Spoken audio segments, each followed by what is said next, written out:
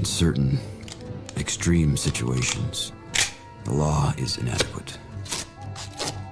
In order to shame its inadequacy, it is necessary to act outside the law, to pursue natural justice. This is not vengeance. Revenge is not a valid motive, it's an emotional response. No, not vengeance. Punishment. Tonight we have a chance to say, yeah, you're right. We're too extreme, we're too wild, we're too out of control, we're too full of our own shit. Or we have a chance to say, hey, fuck you, you're wrong. Fuck you, we're right. Because you have all made it to the dance. Because believe me, this is the dance. Start the show.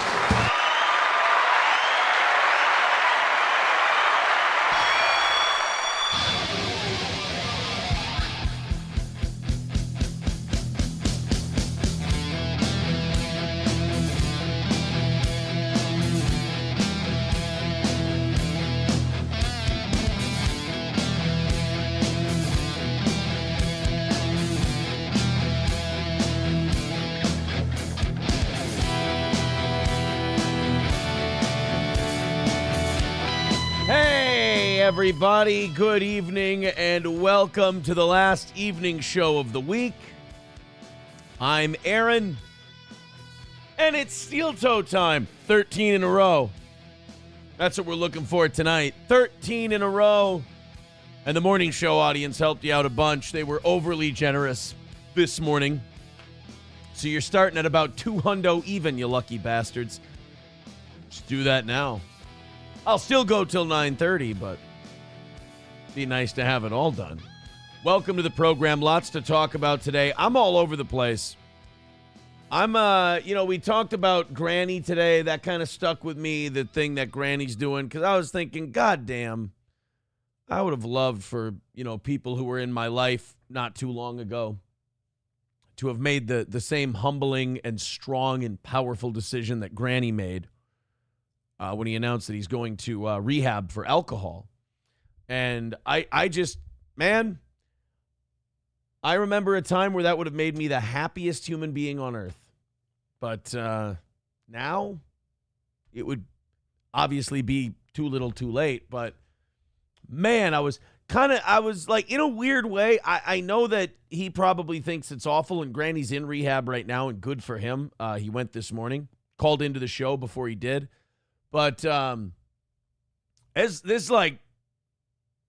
he'll look back at this as one of the best days of his life. So I'm, as someone who's been on a bit of a journey to better myself, maybe not to the degree Granny is, but as a guy who's trying to dig out of the sludge and dig out of the muck of bad decisions and irresponsible behavior, I'm really proud of him. And I'm really impressed because the place he's starting off at it's a tough place to start from, but it sounds like he's got a good head on his shoulders. So good for him there. That stuck with me today. And then, I talked about therapy from yesterday. I talked about all that. And the kind of conflict of emotions there. That was kind of interesting. And then I read some rumors about myself on Twitter today. And I went, well, I said, that's the first I'm hearing of that. I don't know if there's back channels. I don't know what the deal is, but I heard this rumor. And to quote Hans Landa, I love rumors. You know how April one day, just like back in April, oddly enough, while I was at Nick and Kayla's, like just disappeared, just left. And she was actually coming back here to take her clothes out of the closet and fucking stash them, in their room. And that was like, I was like, and then she writes me a few days later, like, she writes me and goes, we can still try to figure out a way. Like, we can move into that new house. We can move it. She was talking about the house next door to them. which, by the way, if that would have went through, what a fucking disaster of a shithole of a problem I'd be in. You talk about a guy who woke up just in the nick of time, and it was a combination of me, my children, my other family members and friends, and then also, April kind of pushed the issue with that move.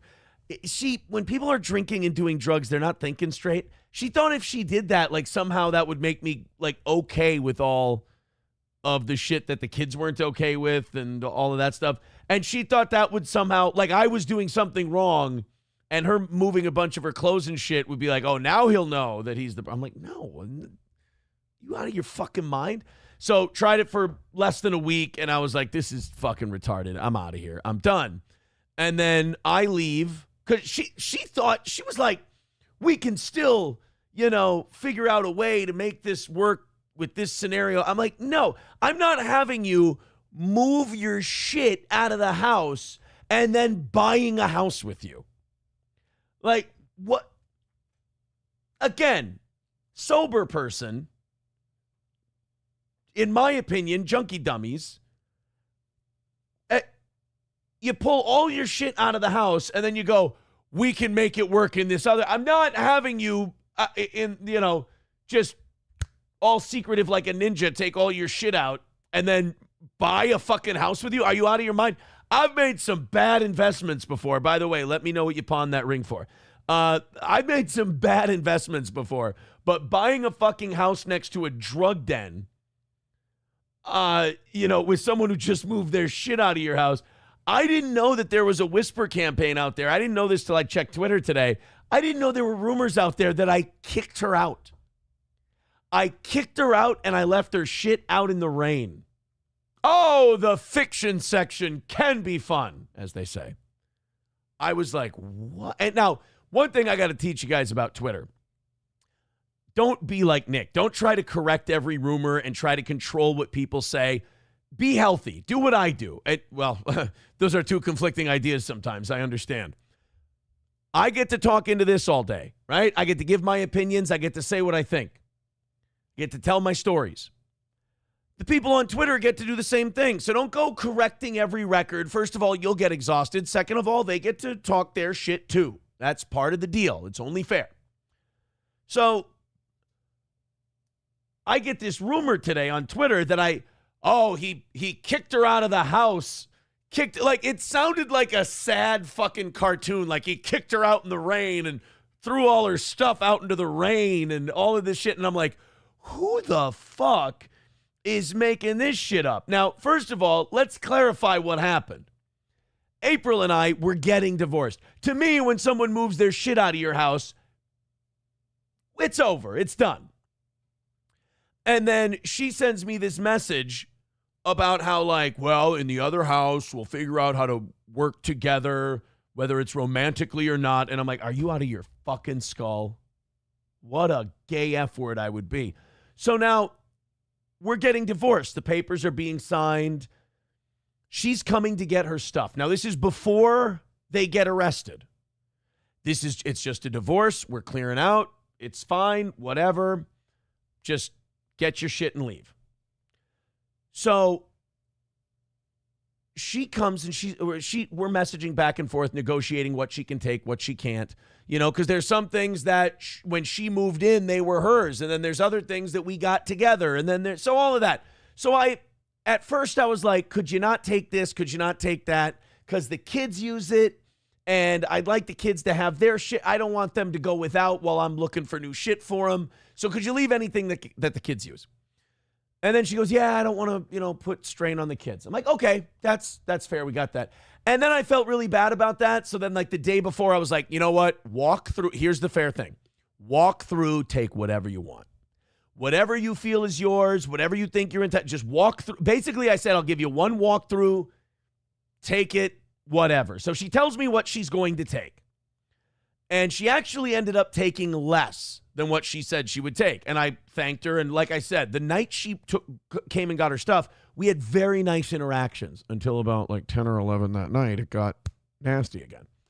So I don't know what happened. I don't know if someone else got her phone. I have no idea what happened, but it was just Totally. The old April was back for a couple of hours, and then it was just schizoid. I have them right here. So then she comes through. She takes both of the TVs upstairs and downstairs. I got to go shopping. I found a great deal on an awesome TV. I'm really happy about that. She left more furniture than she said she was going to. She left the bed that my middle child sleeps in, which she could have taken if she wanted to. She didn't. I was like, wow, that was really nice. Thank you. She had some stuff in the garage that she couldn't get that she wanted to take. Okay, cool. She said, I'm going to come get it next Thursday. And I said, all right, sounds good. That Thursday, I put the stuff out in the driveway because I thought it might be easier, my vehicle being in the garage maybe at the time, and the garage kind of being a mess because it's got kid shit in it. I take all the stuff out of the garage, I put it out in the driveway. I've got to do Misery Loves Company at 3 o'clock. So I sit down to do Misery Loves Company. They haven't came and picked the shit up yet. And I'm like, that's kind of fucking weird. Okay, whatever. I sit down to do Misery Loves Company. I find out they've been arrested while I'm on MLC at like 5:30, 6 o'clock. It's already raining outside. So I'm like, oh, that's not good. So do I have to go take her shit out of the driveway because she got arrested with drugs, guns, and children? One of those children testing positive for cocaine, we found out. No, I don't have to do any of that. But I don't want to see a TV that was out there get wrecked and a couple of other things. There were some clothes. So I threw the clothes inside of an entertainment center so those wouldn't get wet. I took the TV and the remote. I put that in the garage. Some of the stuff, unfortunately, got rained on because I was down here doing MLC. I left the entertainment center out there. I figured that would dry. I could wipe it off. There was some fishing stuff. I figured fishing stuff could get wet, and some lawn chairs. Figured those could get wet. So I leave that stuff out there. The big-ass entertainment center, I'm not picking up by myself and moving it 2-3 times. Then they get arrested. Then all the stuff comes out. I share my stories because I'm incensed at this point. I'm being dragged into this. The cops see me as the suspect when this whole thing goes down. I got to, clear all that shit up. And I got to, tell my story, things I saw, the things I experienced. So then the next Thursday, I had told her at this point, look, after she got out, I tried to tell her, you should probably get away from that situation. It's pretty fucking bad. These people are not good for you. They're going to drag you down. She said, nope, you dragged me down. Your show has made my life unlivable, blah, blah, blah. I'm like, okay, I see what this is. Not taking responsibility. Little Nick. Okay, fine. I said, talk to my lawyer. I'm not going to deal with this gaslighting and this bullshit. We'll talk through my attorney. We start talking through the attorney, and she starts, I told her I'd give you one walkthrough to get all of your stuff. And I gave her that one walk. She went through the house. I left. I was gone at boxing. Then I went shopping. I gave her all. She said, I need another hour. Can you stay away? I gave her another hour. I stayed away. I'll be honest. When it came to getting her shit, nicest fucking guy in the world. And she went through. She grabbed all her stuff. She even put more stuff in the garage. I said, you can take that. That's fine. So she comes to get the stuff that Thursday. The lawyer says, oh, by the way, she also wants this thing that's in the house, this thing. And she starts putting dollar amounts next to the things she wants out of the house. And I'm like, well, this is a vindictive move because she fucked up. And now, she wants me to pay for it. And I'm like, no. She had one walkthrough to go through the house. I'm sorry. Absolutely not. But you can come get the shit that I left. Now, I left it out. I brought it back out to the driveway from the garage for one simple reason. I figured they were still using. They had just gotten out of jail for felony drug possession. Who knows what kind of state they're in? All this stuff is flying around. I'm saying what I'm saying. No offense. I don't want her in the house. I don't want her in the garage. She can say that's mean. Nick can say I'm a horrible guy. Fine, I'm a horrible guy. I didn't trust them. I don't trust them. I don't want them in my home. I don't want them in the garage. I don't know what they're capable of. So I put the stuff in the driveway. I don't want I lock all the doors. I don't want them doing any of that shit. So they come by, and I also told my lawyer, I don't want the Ricadas at my fucking house. I don't want these fucking people there. I don't know what they're capable of. Nick's a fucking lunatic. He's a narcissistic sociopath, in my opinion. I don't know what the fuck the guy's capable of. I'm not worried about handling myself. He's a fucking twig like that if you had to, but that's not what I'm talking about. I'm talking about if I'm not home, Who knows who goes where? Stuff gets vandalized, what have you. So I said, I don't want him there. Well, they gave away the game in the Keanu DMs, and April gave away the game in some text messages she sent when she admitted that they were there. All of them. All of them were here to pick up that shit. I had exclusively told my lawyer, absolutely fucking not. They didn't care. They didn't give a shit. So this idea that I left her and I threw her out of the house and I put all her shit out in the rain, if you've got somebody on that side telling you that, then in my opinion, that would mean they're still fucking using blow and they've lost their goddamn minds. Because that is fucking crazy talk.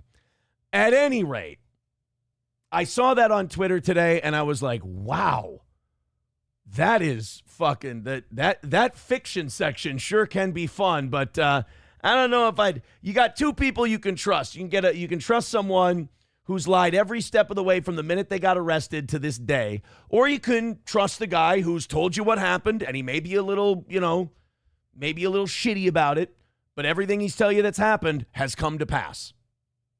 I believe my track record speaks for itself. So at any rate, that's that story. That I like I said, I saw that on Twitter today and I was like, but I wasn't going to write to the guy and correct him. I wasn't going to retweet him and correct him and shit. That's gay. I figure I got a microphone. I have a show. I'll talk about it there. He can tweet whatever the fuck he wants. That's totally fine. West Coast Patriot Girl says, Aaron is kind of naive when it comes to drug addicts. I admit it. When it comes to drug addicts, I don't know. I still don't know to this day how to handle it, what to do. I do know this. Being in Al-Anon, I've learned not to feel guilty to walk away from addicts if it's not good for you. I've had people at these groups after the meetings come to me and say, look, you ain't a doctor, man. This is a disease. You ain't qualified to treat it. Don't feel bad. But when it comes to being naive about drug addicts, I still am. I still don't know.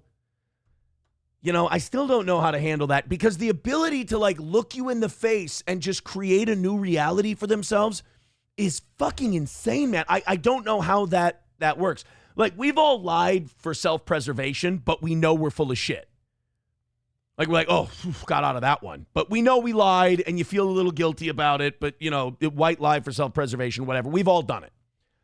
These people lie and create a world and then believe it. You can't shake them.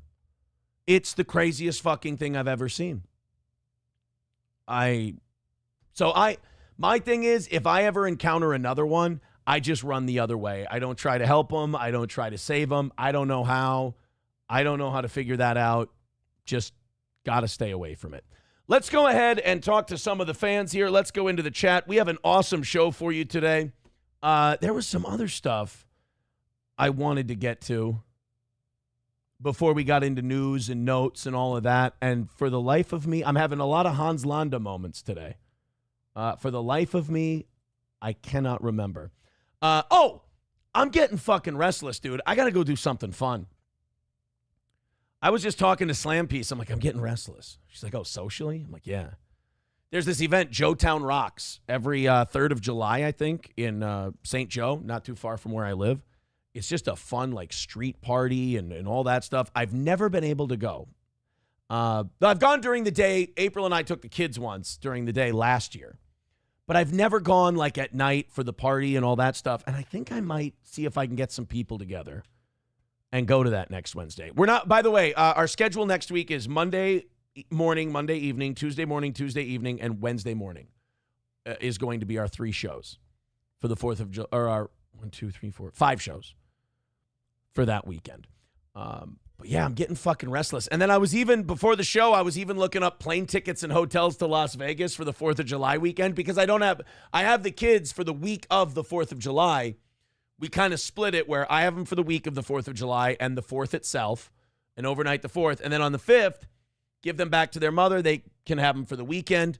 And I was thinking, why, if I dropped them off in the morning and then hopped on a plane and went to Vegas for 3 nights, that could be kind of fun. The only thing is, I don't want to go by myself, and I don't think I can find anybody to go with me this late in the game.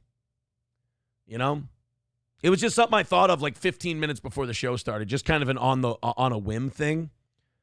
I also saw that the Yankees and Red Sox are at Yankee Stadium.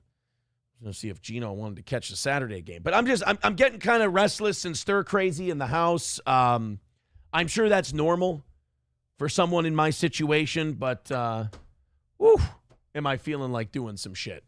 Tony with $2 says, "Where's Trash Boy?" Remember, Matt's not here on Wednesdays. And by the way, I don't call him Trash Boy. I just realized that I acknowledged Trash Boy as a nickname. That's not what I call him. Tony with another $2 says, "Stop crying over that junkie April, seriously." I'm crying over, well, I'm not crying. He got me. I'm not crying over her specifically. I'm crying over the fact that a future that I had planned is now, it doesn't exist. And that future rejected me. And that's hard for a guy like me to deal with. That's really tough. And I'm doing a pretty good job. But it's an adjustment period, you know? The Chugi Show with 199 says, "Any updates from Keno on the info drop?" Here's my official position on what Andy and Ashton claim they had on the Rekieta case. I don't think it's true. I don't think their source is reliable. And this isn't a knock on them either. I think somebody was fucking with them.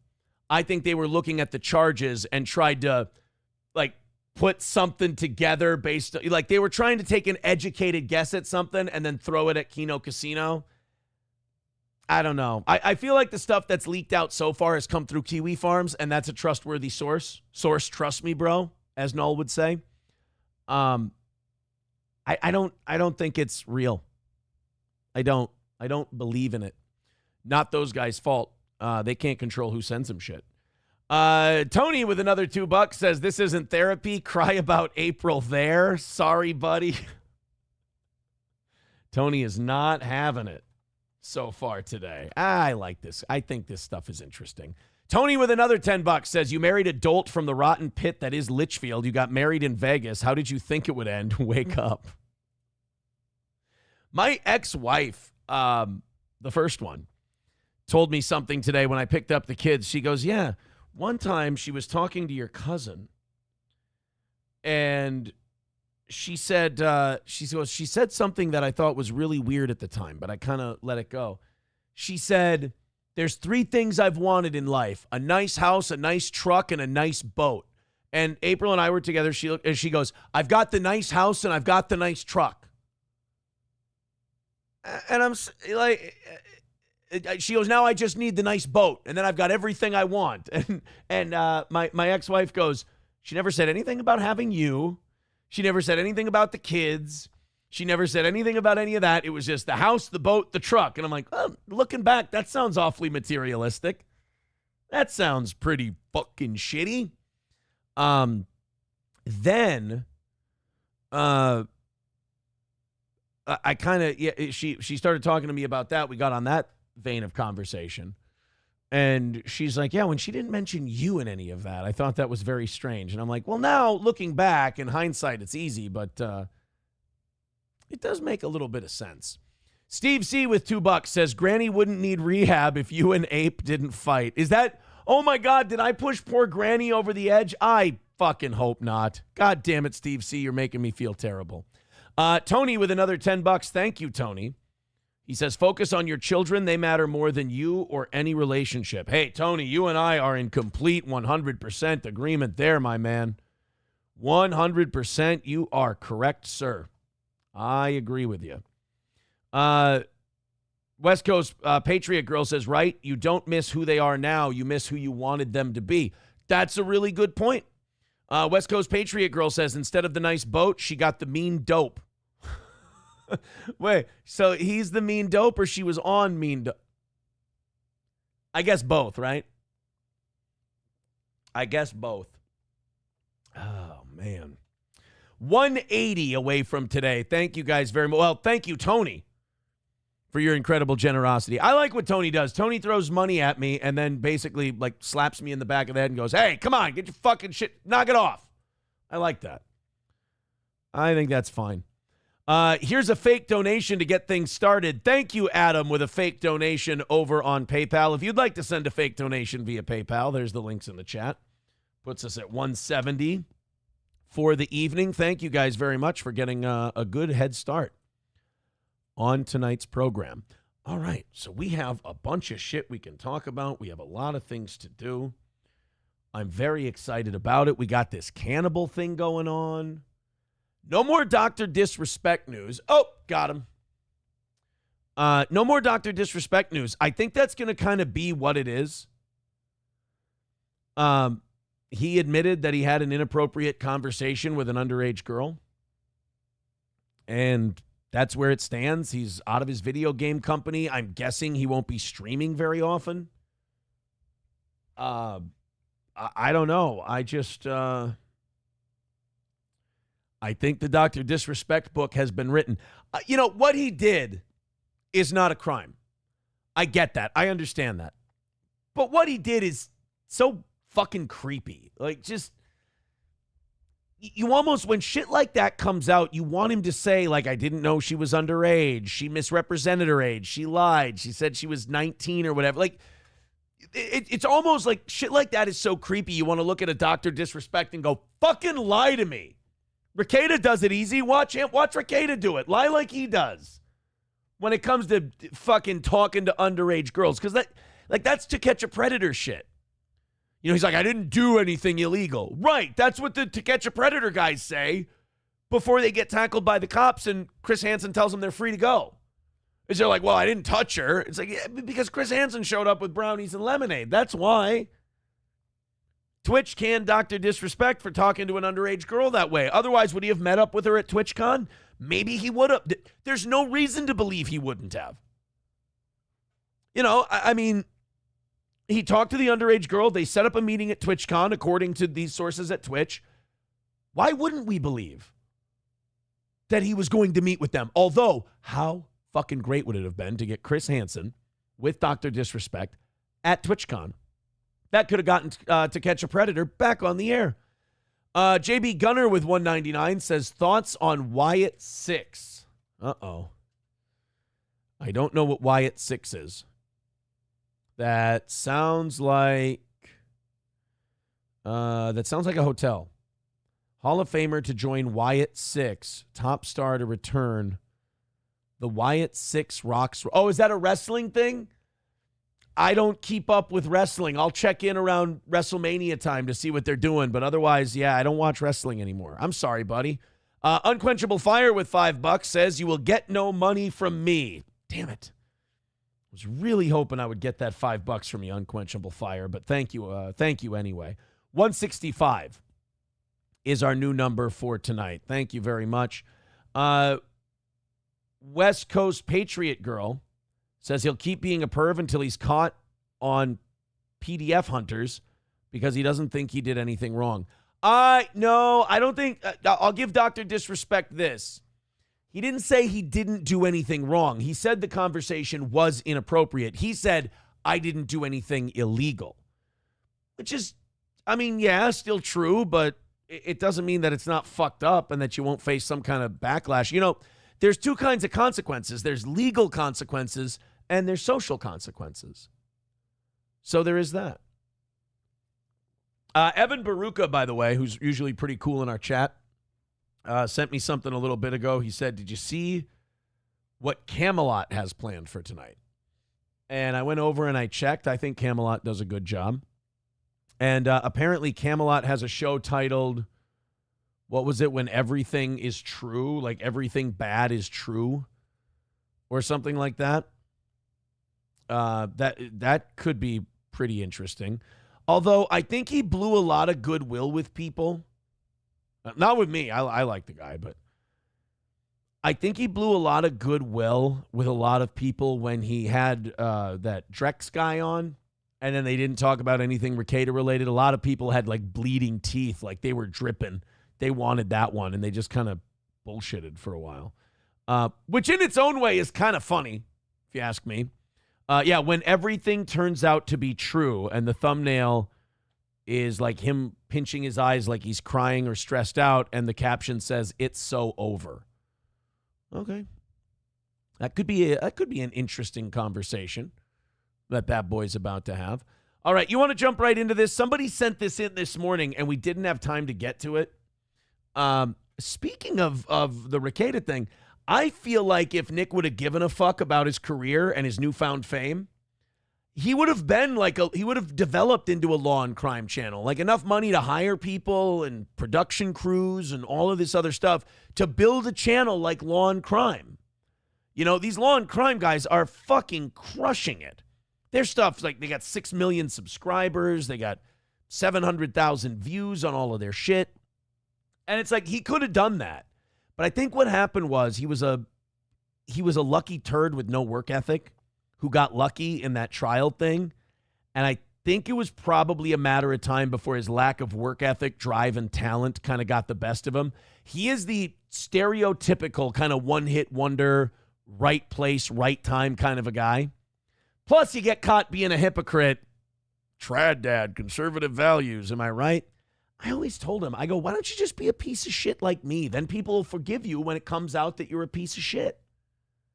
Like, I'm garbage. I try my best. Maybe that's the difference. I was trying my best. I try my best, but I fail a lot. And then you admit you fail and you try again. But when you put yourself up on a pedestal, none of us can maintain that. And once it gets discovered that people have been had, they get pissed. Tony with $5 says, did you visit Hulk last week? He was all over the Twin Cities. I would have, but I had the kids. We were going to go see him when he was at Cottage Grove, but they canceled all the appearances. And all the appearances, like after that, tended to be like pop-up appearances. So I didn't have the time or the ability to just go on a whim and go see the Hulkster. I'll go see him at his beach shop in Florida sometime. That's what I'll do. So this Law and Crime Network, last week, I'm late to this. Somebody sent it to me. I haven't been following the Gilgo Beach killer thing. And, you know, to be completely honest with you, the whole trial YouTube thing kind of missed me anyway. I never got it. I always liked watching the news at night and hearing them covering it or watching a news clip on YouTube or something like that. Those 7, 8, 9, 10, 11, 12-hour fucking streams where they're just watching court. I guess people love it. They send in a lot of money. It's a cottage industry for some people. But am I the only one who watches those fucking trial streams and goes, God damn it, court is boring? And all of these like pencil neck lawyer geek guys, like they're not particularly funny. They're not that interesting. And, you know, not interesting enough for me to watch them for 12 fucking hours while boring ass court is going on. Who has the time? Maybe I'm a little boomery. I don't mind these lawyer guys who do like analysis videos afterwards. Here's what happened today. Here's a snippet of what happened in the courtroom and blah, blah, blah. Like a 10, 15-minute video on that would be perfect. But these 14, 15-minute trial streams, ugh, Jesus Christ. You know, spare me, I think. JB Gunner with 199 says pro wrestling is greater than blow and swinging. Just saying. Yeah, I wouldn't have gotten in near as much trouble if I would have just stuck to pro wrestling, I suppose. And I would have found a nice boyfriend by now. You live, you learn, JB. Maybe next time. So somebody sent this to me. Apparently, the Gilgo Beach killer, you know, the big Frankenstein-looking motherfucker who was killing whores, apparently his attorney is claiming that his daughter is a cannibal. I don't know. Like, people send me this shit, and I have not been keeping up on this at all because, like I said, I find all this shit, like, boring when it's in big chunks. But when it's in, like, 10, 15-minute digestible clips, I'm totally fine. But apparently this Gilgo Beach killer's attorney is he's a wild man, for God's sake. And some of the shit he's saying is remarkably insane. You look at the jacket he wears, he dresses like a crazy person. That's the dress of like an old-timey 1930s like mayor in a superhero movie. That looks or a crazed inventor trying to warn us all that the world's ending. Like he's kind of a Doc Brown kind of motherfucker. Apparently now, the word is that the daughter of the Gilgo Beach killer the attorney is trying to link her to cannibalism and murders. Fucking eating people and shit. Let's take a look. People are in our society. They're cannibals. They're monsters. They're human devils. They're evil. The Hoyermans are part of that package. A strange and often disturbing news conference was. I mean, fucking go for it, right? Why not? That's what I say. Like, if you got a client like the Gilgo Beach killer and he's got all the odds stacked against him and it looks bad and all the evidence stacks up not in his favor, swing for the fences, man. Go for cannibalism. Just, they drink blood. Like, go like full Alex Jones Bohemian Grove on the shit. Like, just come out and do a press conference where they go, and the other thing I found, and this is documented, it's proven, is that they're going to the Bohemian Grove and they're eating tinfoil roasted gold babies and they're dancing to a Wicker Man statue and they're rubbing country crock all over their genitals and they're dancing around a giant bonfire. Like, just go for fuck it. Who cares? Your boy's not looking good anyway. Just fucking throw everybody under the bus. Go scorched earth. Get after it. What's the worst that can happen? They want to fry your boy. Throw everybody under the bus on the way out. If you lose, go down swinging. By the way, thank you to Daniel. $100 over on Venmo. Jesus Christ. He says, step it up, you pores. I'm not saying step it up, you pores. $100 is ridiculously fucking generous. Wow. Thank you, buddy. I appreciate that. Well, we're down to $50 for tonight, and we are on the heels of our 13th straight victory and 163 out of the last 164. 199 from Foley. He says, what would you do if you got a Sonichu medallion in the mail? For those of you who don't know what the Sonichu medallion is, it's something a bunch of streamers have gotten and put on, and their lives have gone to fucking dog shit. Like, they've just become absolute laughing stocks. Nobody takes them seriously. Nick was one of the people who put on the fucking medallion, although I think blow and booze had more to do with it, and polycules, sorry about that, than all the rest of it. I don't think the medallion did it. I don't think you can put that on the medallion. Like, I guess a lot of other people have put it on. If I got the medallion, I'm not a superstitious guy, so I don't believe in the curses of medallions and shit, but I'm also not a retard. I would take a look at it in the box. I would package the box back up, and I'd throw that fucker as far as I could. No, thank you. Do you have to like put it on for the curse to work? Because I don't even want to touch it. And again, I'm not a superstitious guy. Tony with $2 says April has a Sonichu medallion in her mouth right now. Oh man, I think they all ingested that shit the way that things are going over there. Ooh boy.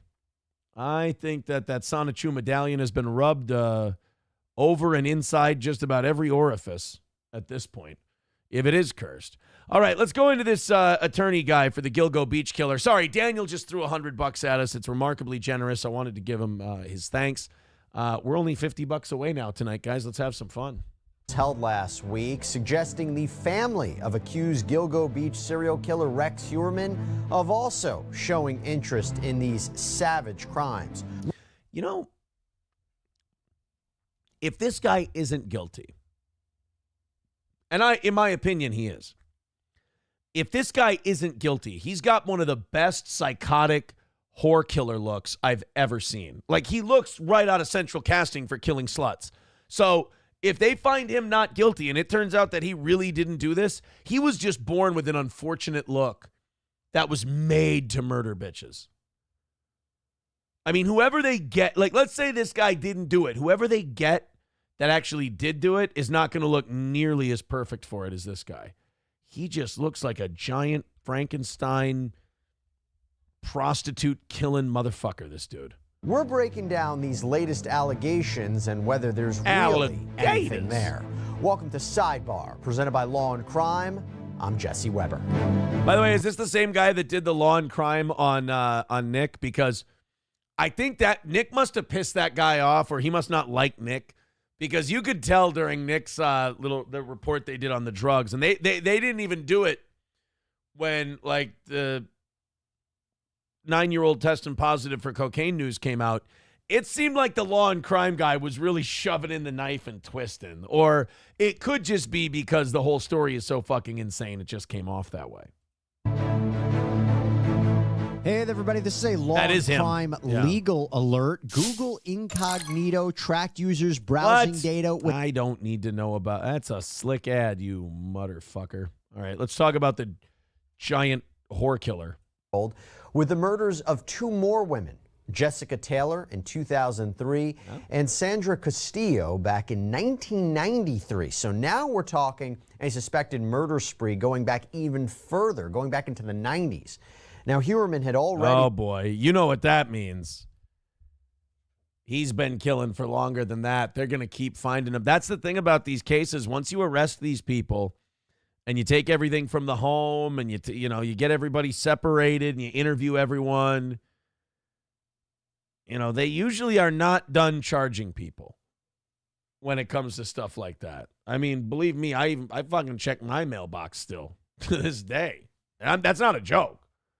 Like, I go out to my mailbox, I'm like, maybe for what I done did, who knows? Maybe they'll come calling me. Hey, them's the breaks, but you got to be honest. You got to face up to the things you did in this life, especially if you murdered a bunch of skanks. You definitely got to pay for that, especially if it goes back 30 years like this big goofy motherfucker did. He'd been charged with the murders of Maureen Brainerd Barnes, Amber Costello, Megan Bartholomew, and Megan Waterman. This is good. This is good because in today's culture with DEI and all that shit, I noticed that he'd been killing a lot of whiteys. By the way, what's with fat girls putting their hand under their chin when they take a picture? Like, we can still see the rest of you. I don't get the hand under the chin. It just makes me think pig. But anyway, not here nor there when we're talking about the giant slut killer. Hey, if he was in the show Renegade, he'd be Bobby Slut Killer instead of Bobby Six Killer. Hey, Branscombe Richmond reference. The 2 girls he killed, or that he's accused of killing now recently, are both black, which is kind of nice because he'd been leaning a little heavy on the white girls. And what I learned in DEI training, if you have a business, you have to take it, is that you want to have representation from all races no matter what you do. And I suspect that also means in murdering, because you don't want to be someone who sees a bunch of white girls get murdered and go, oh, thank God it's only white girls. You want to be equitable. All of those women's bodies were found near the Gilgo Beach shoreline, hence the name. But it wasn't until last year... Hey, what's Tucker Carlson doing? Oh, sorry. That does look like type 2 diabetes Tucker, though. By the way, how perfect is Gilgo Beach for the name of murder? Like a place where you find bodies. There's so many other beaches with terrible names. Gilgo. Perfect. Volusia Beach in Florida. That's a terrible name to find dead bodies. Gilgo. Perfect. It hits. G at the beginning of the first syllable, G at the beginning of the second syllable. Gilgo. Gilgo Beach Killer. Perfect. That police finally announced that they had a suspect and arrested Huerman. He's pleaded not guilty. He remains locked up. But let's not forget that it was actually the search for Shannon Gilbert, who went missing in 2010, that led to the discovery of nearly a dozen bodies at Gilgo Beach and started all this investigation. Now, prosecutors say... Wait, a dozen bodies. So they haven't linked him to all of the bodies yet? Are they trying to? Or was this like a common dumping ground for people? Like, married guys would get shit hammered and fuck a prostitute and then they just kill her afterwards and bury her? Is this like an elephant graveyard of sex workers? That Huerman's DNA and the DNA of family members is connected to hairs that were found on the victims' bodies. That's been a major piece of evidence. The task force in Suffolk County recently did a second search of Huerman's home, reportedly focusing more on the basement. Law enforcement has carted out boxes and boxes, even searching the backyard. Ray Tierney, the lead prosecutor on this case, the DA, said that investigators seized 350 electronic devices, everything from hard drives to cell phones to USBs, even hundreds of floppy disks. They reportedly...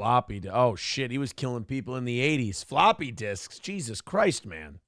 even found a planning document on how to kill and discard of bodies. So we can only yeah, that's the thing about when you like to kill and murder and hide people. You never put it in writing.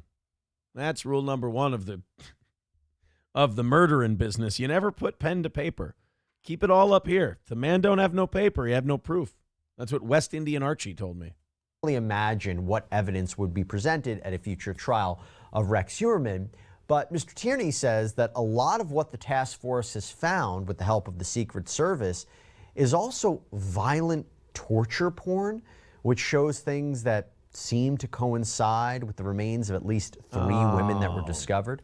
So this is another guy who just like got too deep into pornography and shit and just developed weird fetishes and God. Try not to watch porn if you can. I get it. Like, look, you got to beat off. You need some inspiration, but try not to get too deep into porn because it does fuck you up and it fucks up your like drive and it fucks up like what you're into. And don't you want to just enjoy regular sex? Shane Gillis has a great bit about this, about how everyone watches porn now. So everyone comes in thinking they can do way more than they can. Just do it nice. You know, make it feel good. Everybody get off and then everybody go to bed. Stop thinking that you got to put on a fucking circus act. Jesus Christ. Pound away here, flip them around like a rotisserie chicken a couple of times, and then, you know, as they say in the pro wrestling business, go home. I try to choreograph my sex as if we're working at WrestleMania, you know? You know how just before they throw them to the ropes, they'll whisper in the ear, tuck the clothesline, hit me with the knee. Whew. That's what I like to do. Like to lean into their ears. All right, flip over. We go from behind. Boom. Duh. You go from there. And then you pull their hair back. You go in their ear. You're like, all right, you're going to flip back over. Legs on my shoulders. All right, there we go. All right, go. And then you lean in. You're like, all right, we're pretty close. Go home. And then you just, belly to belly for a while until you're done. That's a 5-star match right there. Dave Meltzer rated it. Now, with that as a backdrop, we have to talk about this new update. And it concerns New York lawyer John Ray. So John Ray... You can call me Ray, or you can call me Junior. ...represents the family of Shannon. But you doesn't have to call me Johnson. If you guys don't know what that's from, I can show you the worst commercial of all time after we're done with this. Gilbert, who I mentioned before. Gilbert. Now, he and her loved ones believe that she, too, was a victim of Rex Heuermann while she was working as a sex worker. But to be clear, Heuermann has not been charged in connection with her specific death, which was declared an accident. Are you kidding? You think that big, scary, goofy-looking motherfucker killed all those girls? Come on! Just because he looks like Frankenstein and has cold, dead, sociopathic eyes, I mean... And he happens to live near the area, and you found a bunch of torture porn and notes that talked about how to kill and dispose of a body. I mean, these things could be a coincidence. Nonetheless, Ray and his team, they have continued their own investigation, not only into Rex... I hope they don't find a stepsister with her head caught in a dryer dead somewhere, or I'm fucked. No, I'm just kidding. We raided his basement, and guess what we found? A bunch of flash drives with stepsisters with their head caught in a dryer. I think we've got our man. The stepsister dryer killer. I don't have any step siblings. I win again. Heuermann, but also his family. Heuermann's wife, Asa Ellerup, that poor woman. And their now adult daughter, Victoria. Heuermann... Actually, you know what? I know I called this lawyer crazy before. She looks like she could cannibal it up sometimes. I don't know if she does, but, I wouldn't rule it out. And that poor wife, man. Oh. If she's not involved, that poor lady. Also has an adult son, Christopher, who is not named during this press conference. But let's take a listen. I'm in pursuit of Shannon Gilbert's killers. Okay.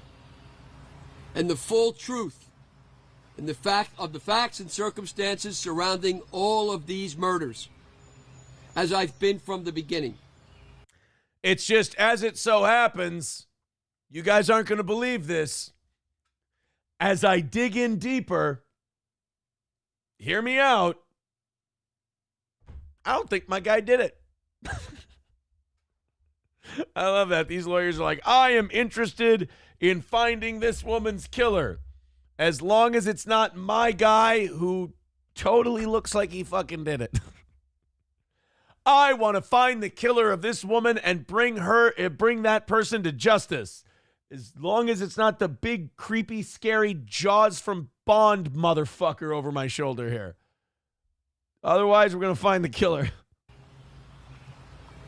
I represent that family, the Gilbert family, and I represent several victims, families of Rex Heuermann who survived him.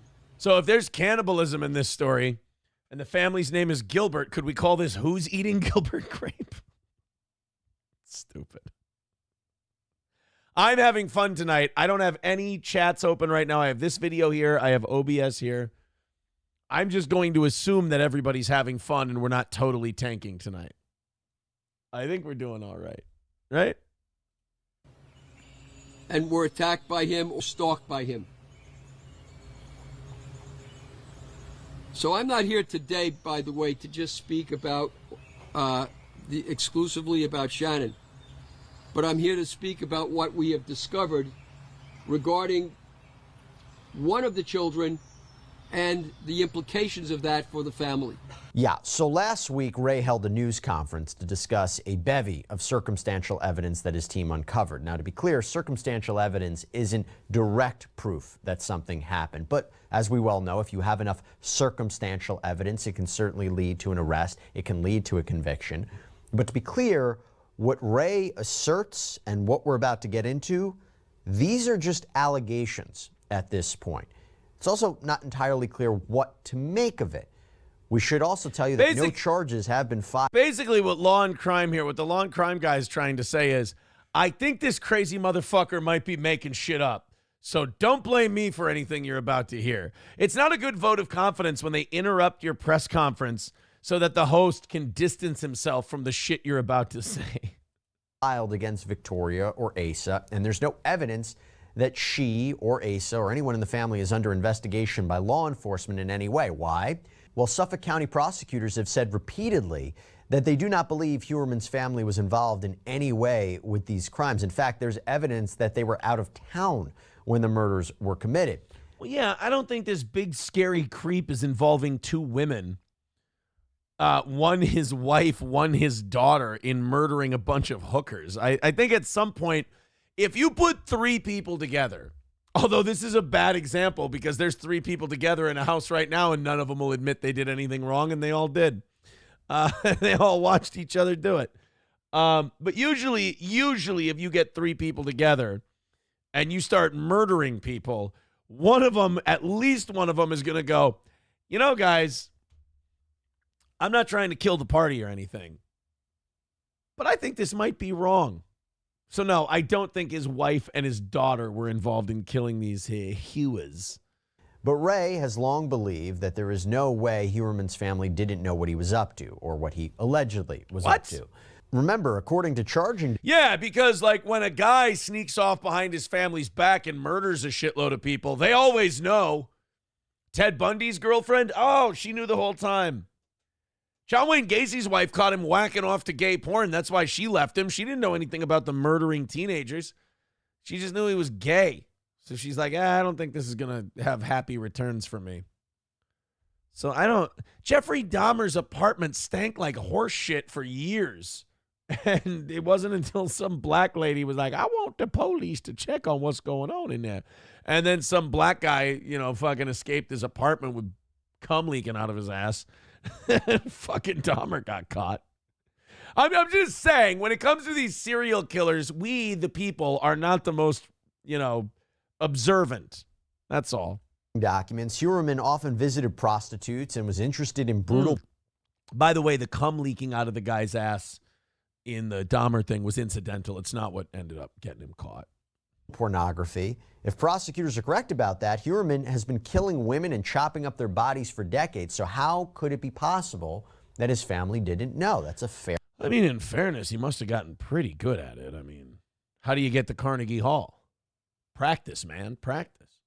Fair question. Having said that, though, how many times do we see cases where people do lead double lives and their families are none the wiser? Only like all the best ones. You know how fucking boring Bundy would have been if everyone knew? Ugh. Putting that to the side. Sneaking around is half the fun. Ask the guy who's had multiple affairs. Many people involved in this case, including attorneys for some of the victims, they have blasted Mr. Ray for this news conference, calling it reckless, ill-conceived, just flat out false. Next thing you know, he's going to be all over Twitter and Kiwi Farms and YouTube doing streams and shit talking about the case. Somebody shut this old fucker up. What if Nick tries to accuse Kayla of cannibalism, and that's his that's his next play? Kayla was eating people.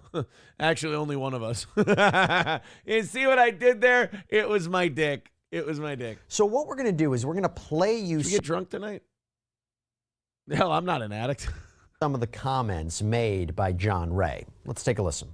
Rex Heuermann's porn is matched by his daughter's tastes, his daughter's work. What? You will see that we are not talking here about, what should I call it? Merely murder? I say it ironically. We're talking about people who are involved and interested in torture, horrifying torture. As opposed to the good kind. So he's trying to say that, like, this is the daughter's porn that they found and that she's killing people? How old is she? I bet you those girls that were murdered in the 90s, the little girl wasn't even, the daughter wasn't even alive. Of the people we know are now dead, and many more yet to come. We are talking about the potentiality of cannibalism. Whoa. Hardvore. What?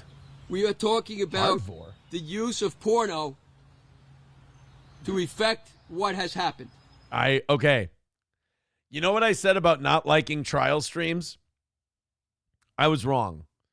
I'm going to watch that fucking guy in a courtroom.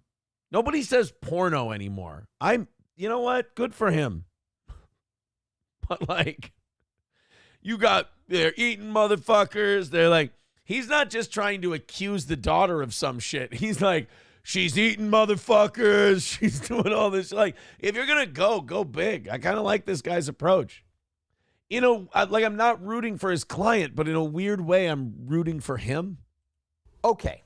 This is the first time we have ever heard mention of cannibalism in connection with these already gruesome deaths. Shit's getting good. How did that come up?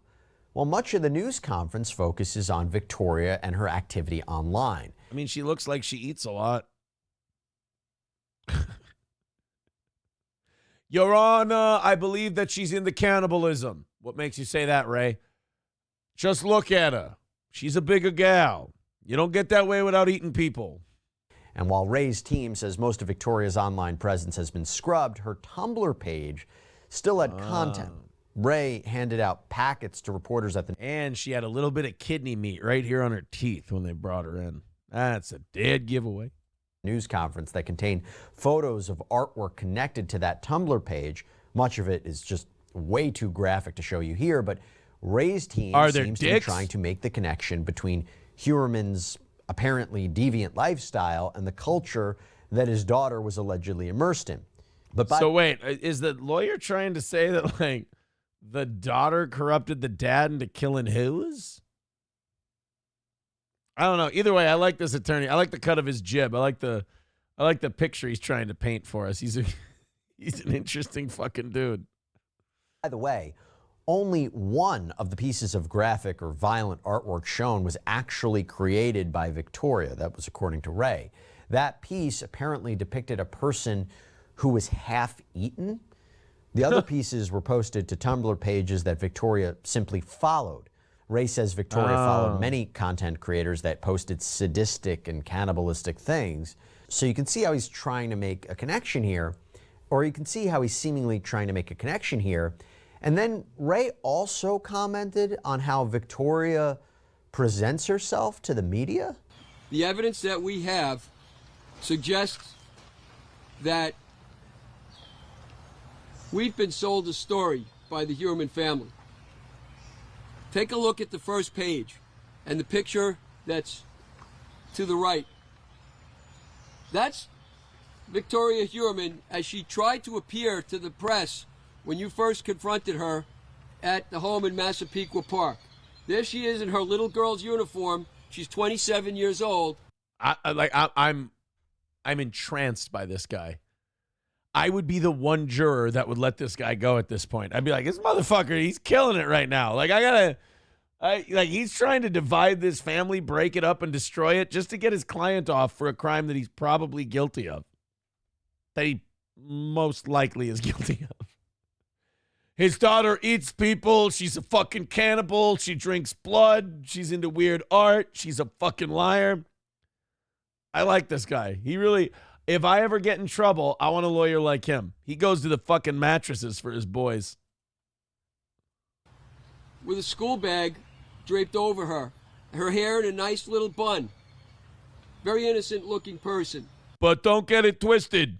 She eats people and she uses the bones to pick her teeth. She's a piece of shit. The other picture is also Victoria Huerman, as she really is, as she portrays herself on the internet, as she actually looks. As someone who's really sensitive to light and has to block it out of her eyes? Is that what she... I might need a few more beers for this fucking guy, dude. This guy's the best. We've been sold a bill of goods. And she's trying to eat them. She dined on one of the prostitutes with, and I quote, we have video of this, fava beans and a nice Chianti. She then made a weird sound that I can't repeat with my mouth. It's something like... If you look at her artwork, in the top page, her artwork consists that she posted online of a human skull. Guilty. Fucking under the jail. Let that poor 6'7" freak of nature go. Let that Andre the Giant looking motherfucker who clearly looks like he could crack girls' skulls open like coconuts and drink blood from them. Let that guy go. The girl who posts skull pictures on Facebook, she's the guilty party, Your Honor. Let my giant Franken fucking, my Franken client go. He definitely didn't kill these whores. It was the girl who posts skull pictures on Facebook. And in a related crime, I'd like to report every gothic 13-year-old for murder. That's just the beginning. That's right. If you listened to Incubus in middle school, you're fucked. They sucked, by the way. I hated After the Incubus. indictments, oddly enough, and you folks took the picture, you see Victoria Huerman walking out, I believe from her house. And I thought it was... Can anyone else see John Voight playing this dude in the movie about this? This is a role made for John Voight. Odd when I saw it. But you'll notice she's wearing a shirt. Guilty. Fucking guilt. She's wearing a shirt. That changes everything. Like I said, man, this guy is facing, you got to consider the world this guy lives in. He is facing an impossible challenge representing the accused Gilgo Beach killer. I love that he's going to the mat for this guy. That depicts, right after her father is indicted, for these murdered women, it depicts a human skeleton. That's what she's wearing. This appears to be the... I mean, that's all well and good, but did you ever get that anaconda from the Amazon that you were trying to get with Jennifer Lopez? I just want to make sure. Remains of a human being that looks half-eaten. How wasteful. Waste not, want not. Who wants leftovers? Ooh, my daughter didn't eat 3/4 of her chicken breast quesadilla that I made her tonight. Sounds like a party at the Imholt house. I'm a sad single dad. Continue. I'm sorry. Remember that Victoria Yurman is on the internet reading words and looking at pictures. Sir, I'm sorry, but that's just a blurry photo. That shows us nothing. I hate to blow a hole in your case here, but that's bullshit. That deal with hardvore. That is to say, Hardvore. cannibalism. Oh, shit. If you look at the That's no good. full color packet I gave you, there are other pictures in there that are so atrocious we didn't even put them up. And I'm sorry that pages 7 and 8 are stuck together. That is my fault. It'll never happen again. Worse than what you see. Of people eating human flesh. And Ray also... Bro, if Trump doesn't pick this guy as the next White House press secretary, I'm going to be so fucking pissed. I love this dude. seems to try to draw inferences between artwork Victoria may have viewed and the murders themselves, saying some of the people depicted had the same hairstyle as Rex Heuermann, or that the bodies of women were positioned in the same way that the Gilgo Beach victims were found. This is very interesting. Here is a woman. There is a woman who's completely garroted by the horns of a deer head, which is a favorite theme in this picture she's looking at, deer. They have to do with witchcraft. And you can see what's happened to the woman. But notice, there's a marsh in the background, and this woman is laying on Randy or Stan? Sorry. It was Sharon. her back, just as Shannon Gilbert was found. Fucking throw the book at her. Oh, I got to take a break from this for just a little bit. This guy, I'm loving this dude, man. This guy is the best. Tony with 10 gifted memberships. Thank you very much, buddy. I appreciate that. That puts us $25 away from tonight. Tony with another $2 says nasty websites are bad. Swinging is right. No. Swinging is really bad. You don't want to be a swinger. It is bad news bears. That's not what I'm saying. Thank you to Tony for gifting another membership. Adam gifting a membership. Very much appreciated. And Tony gifting 5 memberships. Hey, boys and girls, we're only $10 away from tonight's goal. You guys are, Jesus Christ, you guys have been fantastic tonight. I got to go into the chat for some of this shit. This is, I got to take a little bit of break from this. Fuller McAllister with 199 says, is this the Cuck and Hot Wife morning show? Oh, no, sorry. I left the band. I went solo. It's just Cuck talk with Kayla's ex-boyfriend. Sorry, I'm identifying myself as my last relationship I got out of. You want to drink with me tonight? Thank you, Fuller McAllister. I appreciate the 199. Oh, let's see what the audience thinks. It's sad they never found her, but at least something good came from it, says Mr. Beat. Okay, his daughter's Twitter page was full of cartoon bestiality pictures and videos. That is not good. That is bad news bears. Isn't it more likely that he influenced his daughter and fucked her up? Hey, don't let reason get in the way of this lawyer's good story. This guy, he's weaving a tapestry here, and I feel like you're not appreciating it.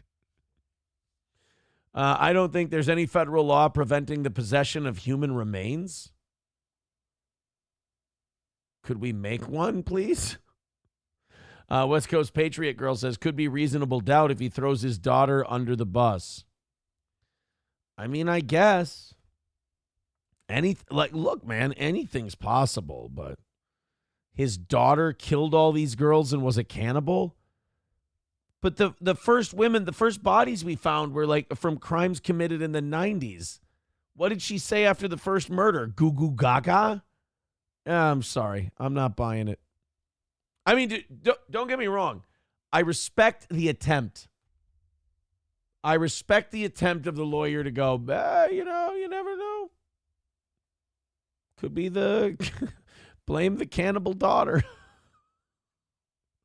If this works, and the dad actually, think of if the dad actually gets off on this. Not in that way.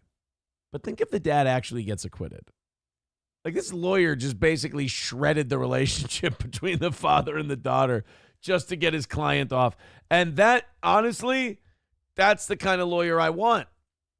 Is the guy just willing to tear apart every family relationship I have just to make sure I don't go to prison? Oh, wow, thank you. My Lost Interest sent me a message. He says, watched your take on Granny clip this morning. Whoa, that was amazing. Great job. A perfect end to the segment with Granny calling in. By the way, always enjoy your take on my clips. Thank you for your support. Wow, okay. Subscribe to My Lost Interest. I appreciate it. That clip spoke to me big time. I hope Granny's okay. If Lemmy ever wants to call into the show and give us an update on Granny, I am very much invested and want to know how Granny's doing. You know? I really want to see Granny get better. And it sounds like he's on the right track. Oh, my goodness. Hey, you know what? I'm a little buzzed up. Let's see. I'm only a beer and a half deep. Jesus Christ, am I an embarrassment? Let's make a phone call real quick.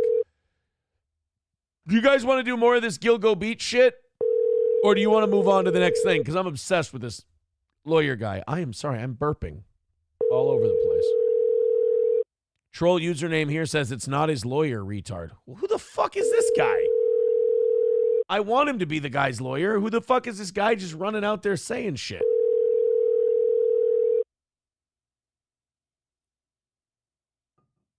Your call has been forwarded to an automated...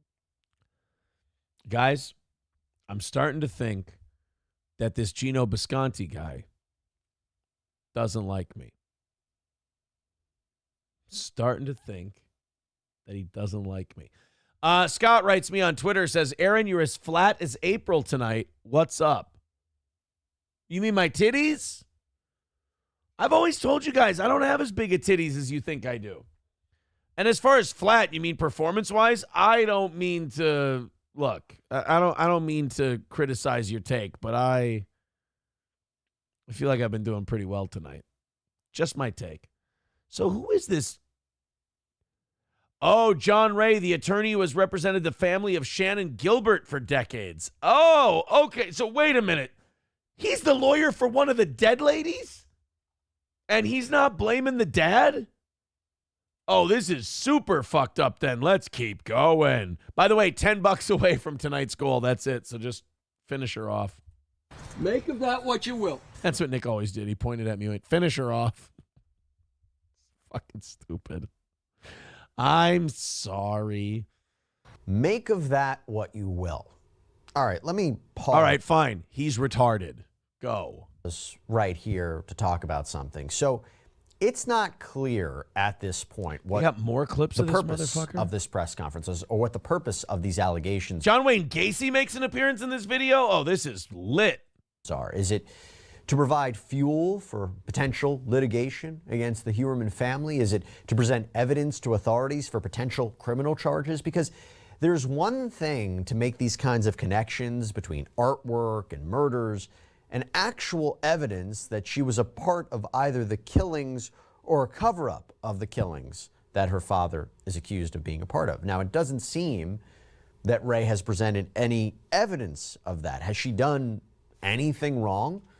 Now, we're going to get into a moment because there's a bit of shaky legal territory about making these claims, but let's play a little bit more of this presser. Dude, I fucking love this guy. This guy's really good at his job. Not the lawyer guy, although he's great too for different reasons. But like the guy who does Law and Crime, like I said, if Nick hadn't been such a fuck up in his life and just a fucking retard and didn't listen to anybody, he could have been this guy.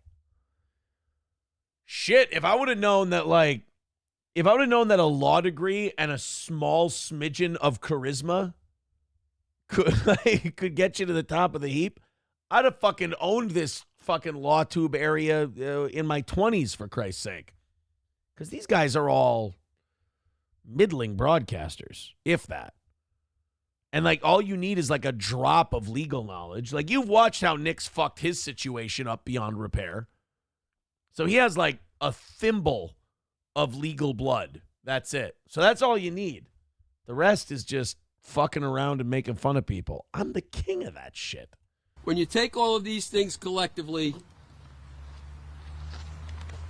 you have jack shit. Go ahead, sir. Are you going to be able to reasonably say, well, just circumstantial evidence? Who knows? Yes. Yes, you are going to be able to say just circumstantial evidence. You know why? Because you're just showing Instagram photos, you crazy old coot. Whether the mother really knew what was going on in the house. Who knows whether Mr. Heuermann had anything to do with what happened to his daughter. So he's the attorney for one of the dead women, and he's trying to protect the giant, creepy Frankenstein man? He's trying to protect Fred Gwynn in the Munsters? Aw, thank you, Grandpa. What the fuck? It's time to send this guy to the home. One inference is that this poor girl was brought up in this sickness. Uh-huh. And don't think for 1 minute, I won't, from what you now know, that Rex Heuermann was cutting people up, removing their hands and heads and so on, just so that he could avoid identification. That isn't even true. We know he left. Well, that's it, guys. Pack it up. Turns out we got the wrong guy. Ray here says it ain't true. It's cannibals. You know, I always hate that. You know, because I've always been an Occam's razor guy myself, you know. Simplest answer is often the correct one. But I always forget cannibals. That's always the ultimate wild card. Every time there's decomposed remains, I'm like, oh, it must have been some guy chopping off her head because he's got real weird sexual hang-ups. And I'm like, oh, what about eating them? Fuck. The tattoo. Better go investigate North Sentinel Island. Was on, he sliced them up. He knew very well he could have just cut them off, and he didn't. He's not caring too much about identification, although he is that too. He's enjoying what he's doing. Look at what he is reading, what his daughter is reading. I'd rather what not. What they're observing. It's BDSM to the max. Versus BDSM to the mid. And it's demonic. How else do you describe it? This house. Fucking gay, bro. Are you surprised at the way it looked?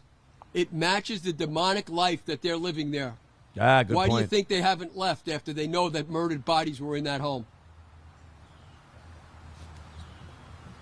There's much more to be said on that. This guy's like, I'm going to get the fuck out of here. It's getting a little weird for me. I say to you, you draw the inferences. You draw the inferences. These people are in our society. They're cannibals. They're monsters. Wow. They're human devils. They're evil. The Heuermanns are part of that package. Ray. Wow.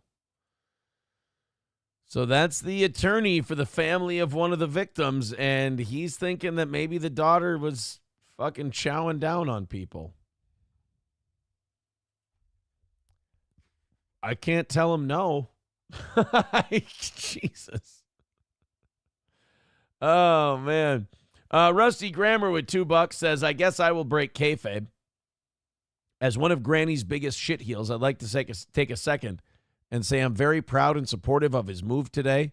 You are one funny motherfucker, dude. God bless. Oh, thank you. I mean, I didn't deserve that, but I appreciate it. If you guys didn't hear, we're only $10 away from our 13th straight W. I think it would be hilarious if our $10 win came in $1 super stickers in a series of, what does YouTube's take? 30%? So that would be 13 99-cent super stickers. That'd be fucking hilarious to me. I would really love that to be the situation we find ourselves in. But thank you guys very much. I wanted to talk to Gino about a couple of things tonight, but he's not answering his phone. Keanu's got a show on. Wait a minute. Is he doing his fucking woman's show? if he's doing his woman's show, I tell you what, we're not friends anymore. And by the way, Keanu, fuck it. Boy, did she get some sun. She's got quite the burn. Yesterday I did something that's a little out of my comfort zone. I had heterosexual sex and I enjoyed it. No, I did something that was a little bit out of my comfort zone. And while I was having a cigar with a drink, the sun was out and I have a really bad farmer's tan. I took my shirt off and I sat on my deck shirtless. I don't know if you've seen me with my shirt off. Not the body beautiful. Not terrible. I mean, I would say classic dad bod kind of a thing, but I took my shirt off in the sun to get a little light. Let me see. $1,000. Right. First, did you have to make him sign a waiver like he would? Kiki's still playing her intro. I was gonna see if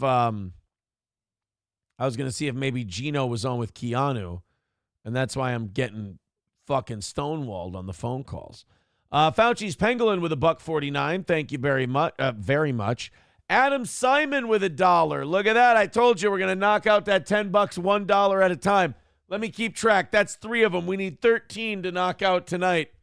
Rusty Grammar with $1 says, haters make you famous, brother. Thank you very much. All right. 3 out of the 13. I want to see if we can knock out that $10 goal that we have left with 13 straight $1 contributions.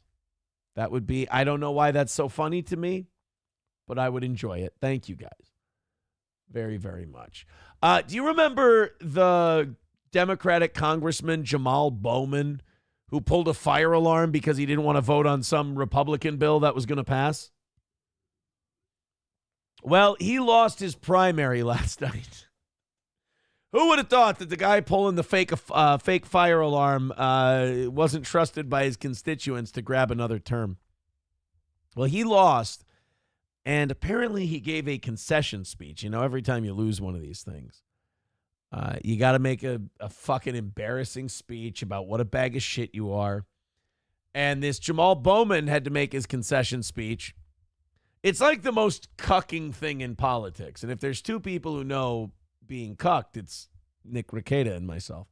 But Jamal Bowman had to make a speech, and apparently people claim that it went a little towards the side of unhinged. If you guys would like to take a look at it, we're going to play it right now on the program. By the way, we're about $7 or $8 away from tonight. If you're just joining us, I want to see the whole audience knock it out in $1 contributions. I'm weird. I'm having a strange night, and that's how I want to do it. Let's watch Jamal Bowman's farewell speech. He was one of the guys who was like losing his fucking mind with AOC over the weekend at that big event. And he like told the Jews that he was going to show them who's boss. That usually doesn't work. Imagine that. He says, we're going to show the Jews who's boss. And then he lost his primary 3 days later. I don't think you will show us who's boss. Let's go ahead and check out some of the events that led up to Jamal Bowman losing his seat. Here's him at that big pro-Palestine, pro-AOC, pro-Democrat rally that they had over the weekend in the South Side Bronx, yo. Let's take a look at your congressman. God, I would fuck AOC. You guys can be all Republican and shit if you want to. But I would have sex with that female person. She is a cutie, man. She got beautiful legs. I mean, people always want to talk about her teeth. Like, oh, what about her face? I'm like, if you saw that face at like a city celebration or a bar or like a festival or something like that, you'd be like, I need to put my penis in the lowest hole in her head. You would love her. But because she wants like universal health care, you got to pretend you don't want to put your dick in her. That's weird, dude.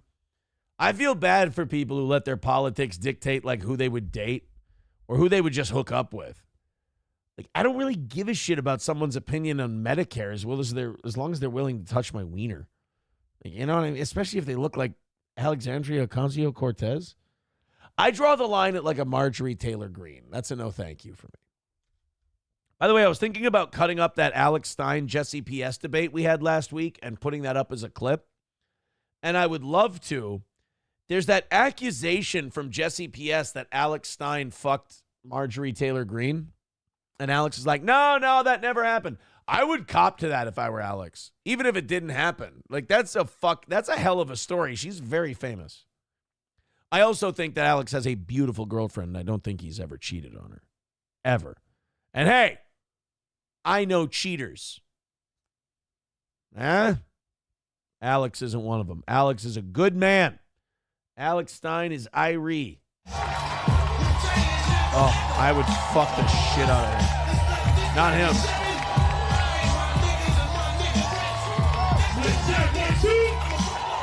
Oh, no, don't.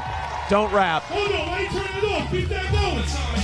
Socrates, philosophies, and hypotheses can't define how I be dropping these hypotheses. I love that sign, Jews for Jamal. Oh, that's fun. Keep that, even though he's not going to be a congressman anymore.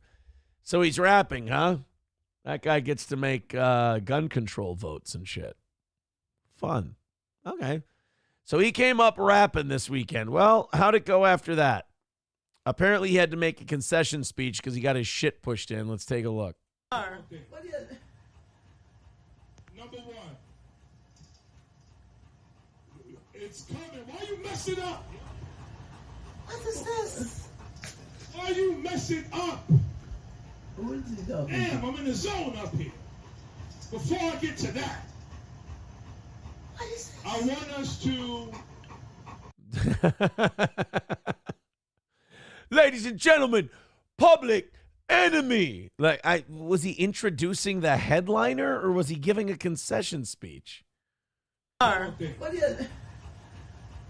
Number one. Shut that fucking dog up. It's coming. Why you mess it up? Uh-oh.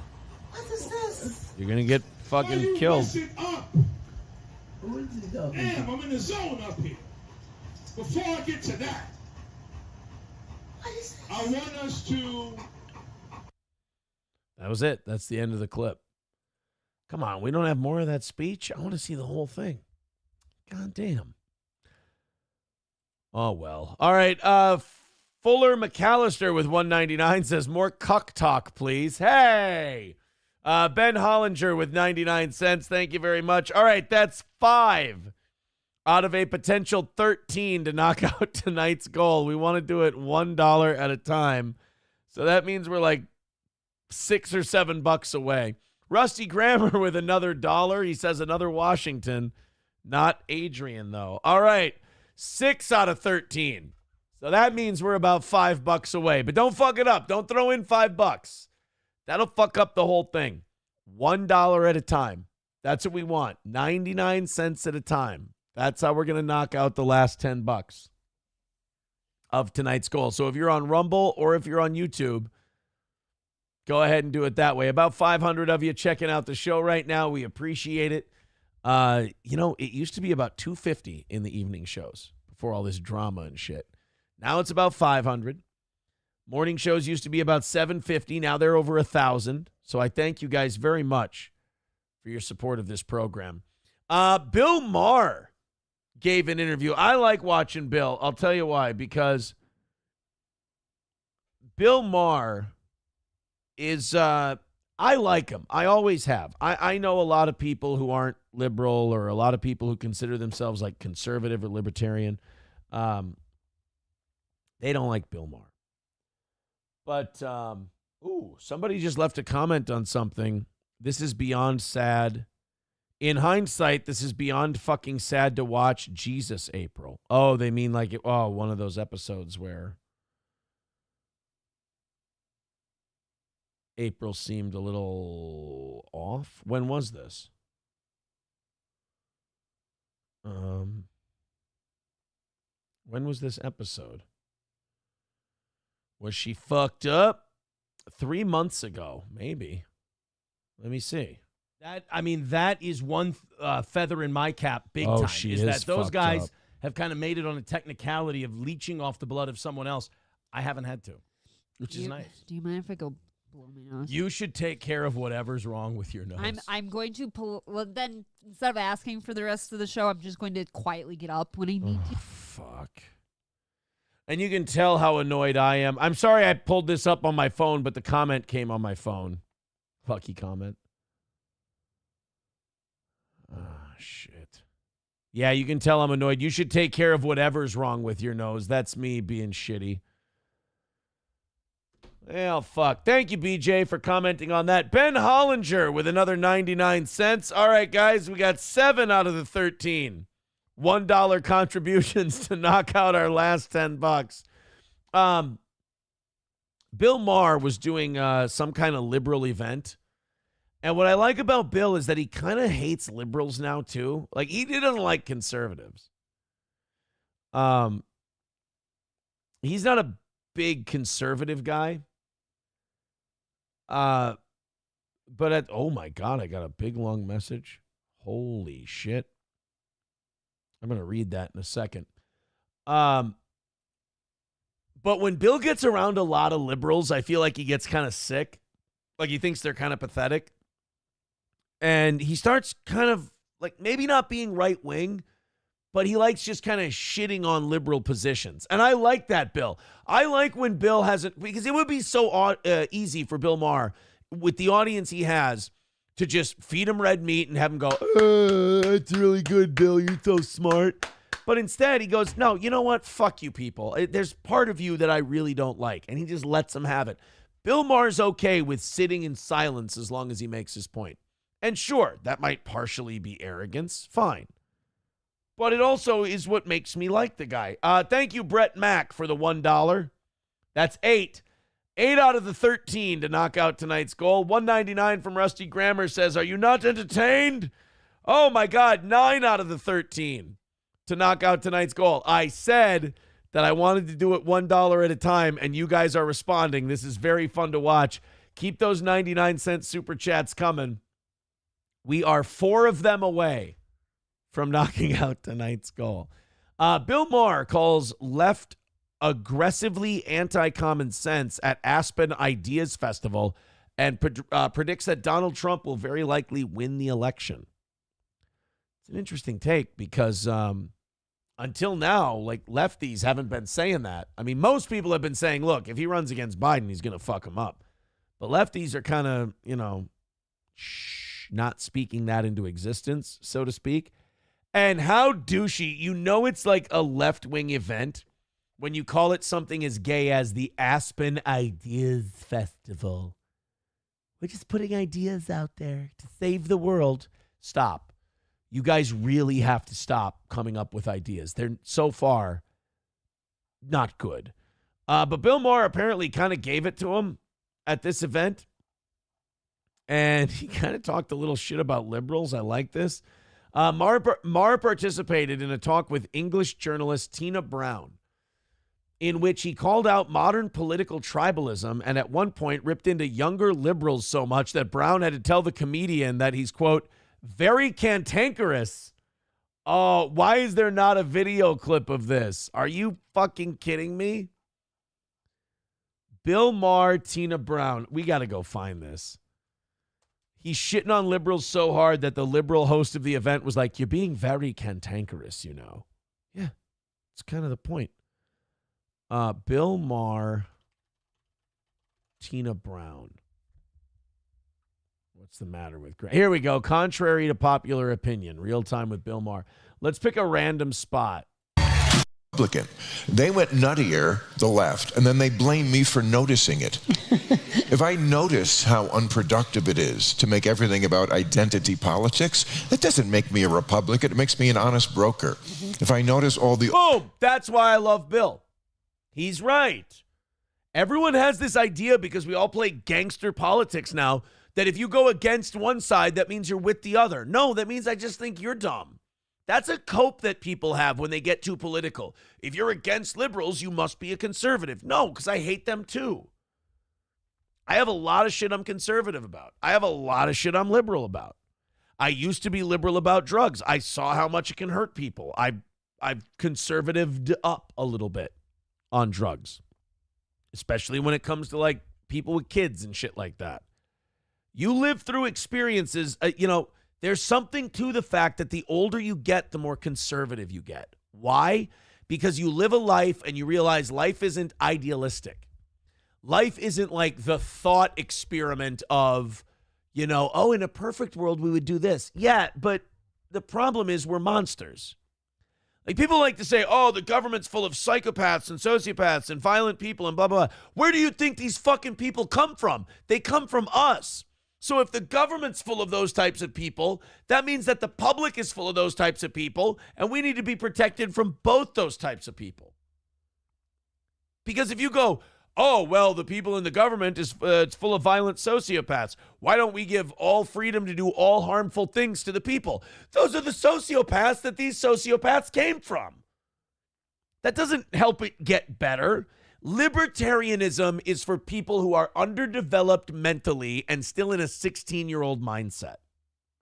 I'm sorry, it would be great. I used to be a libertarian too, and then I started figuring shit out. Life doesn't work that way. It would be awesome if it did, and that's what I think libertarianism is for a lot of people, escapism. Oh, the world is wonderful. Everyone will just agree by the non-aggression principle. No, they won't.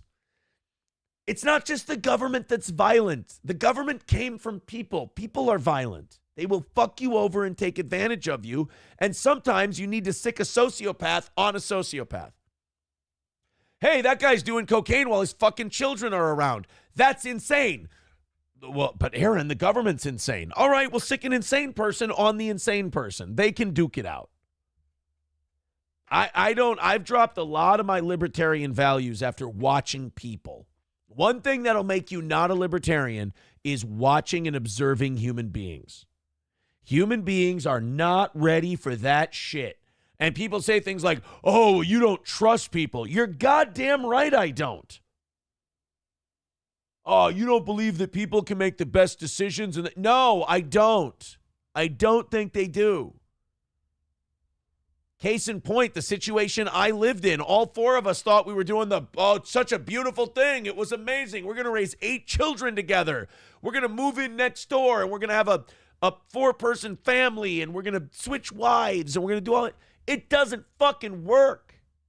People, and it's not this idea with this libertarian mindset that, oh, there's no victims. There's lots of victims. A lot of people get hurt because you got your head so far up your fucking ass you can see what you had for dinner a week ago.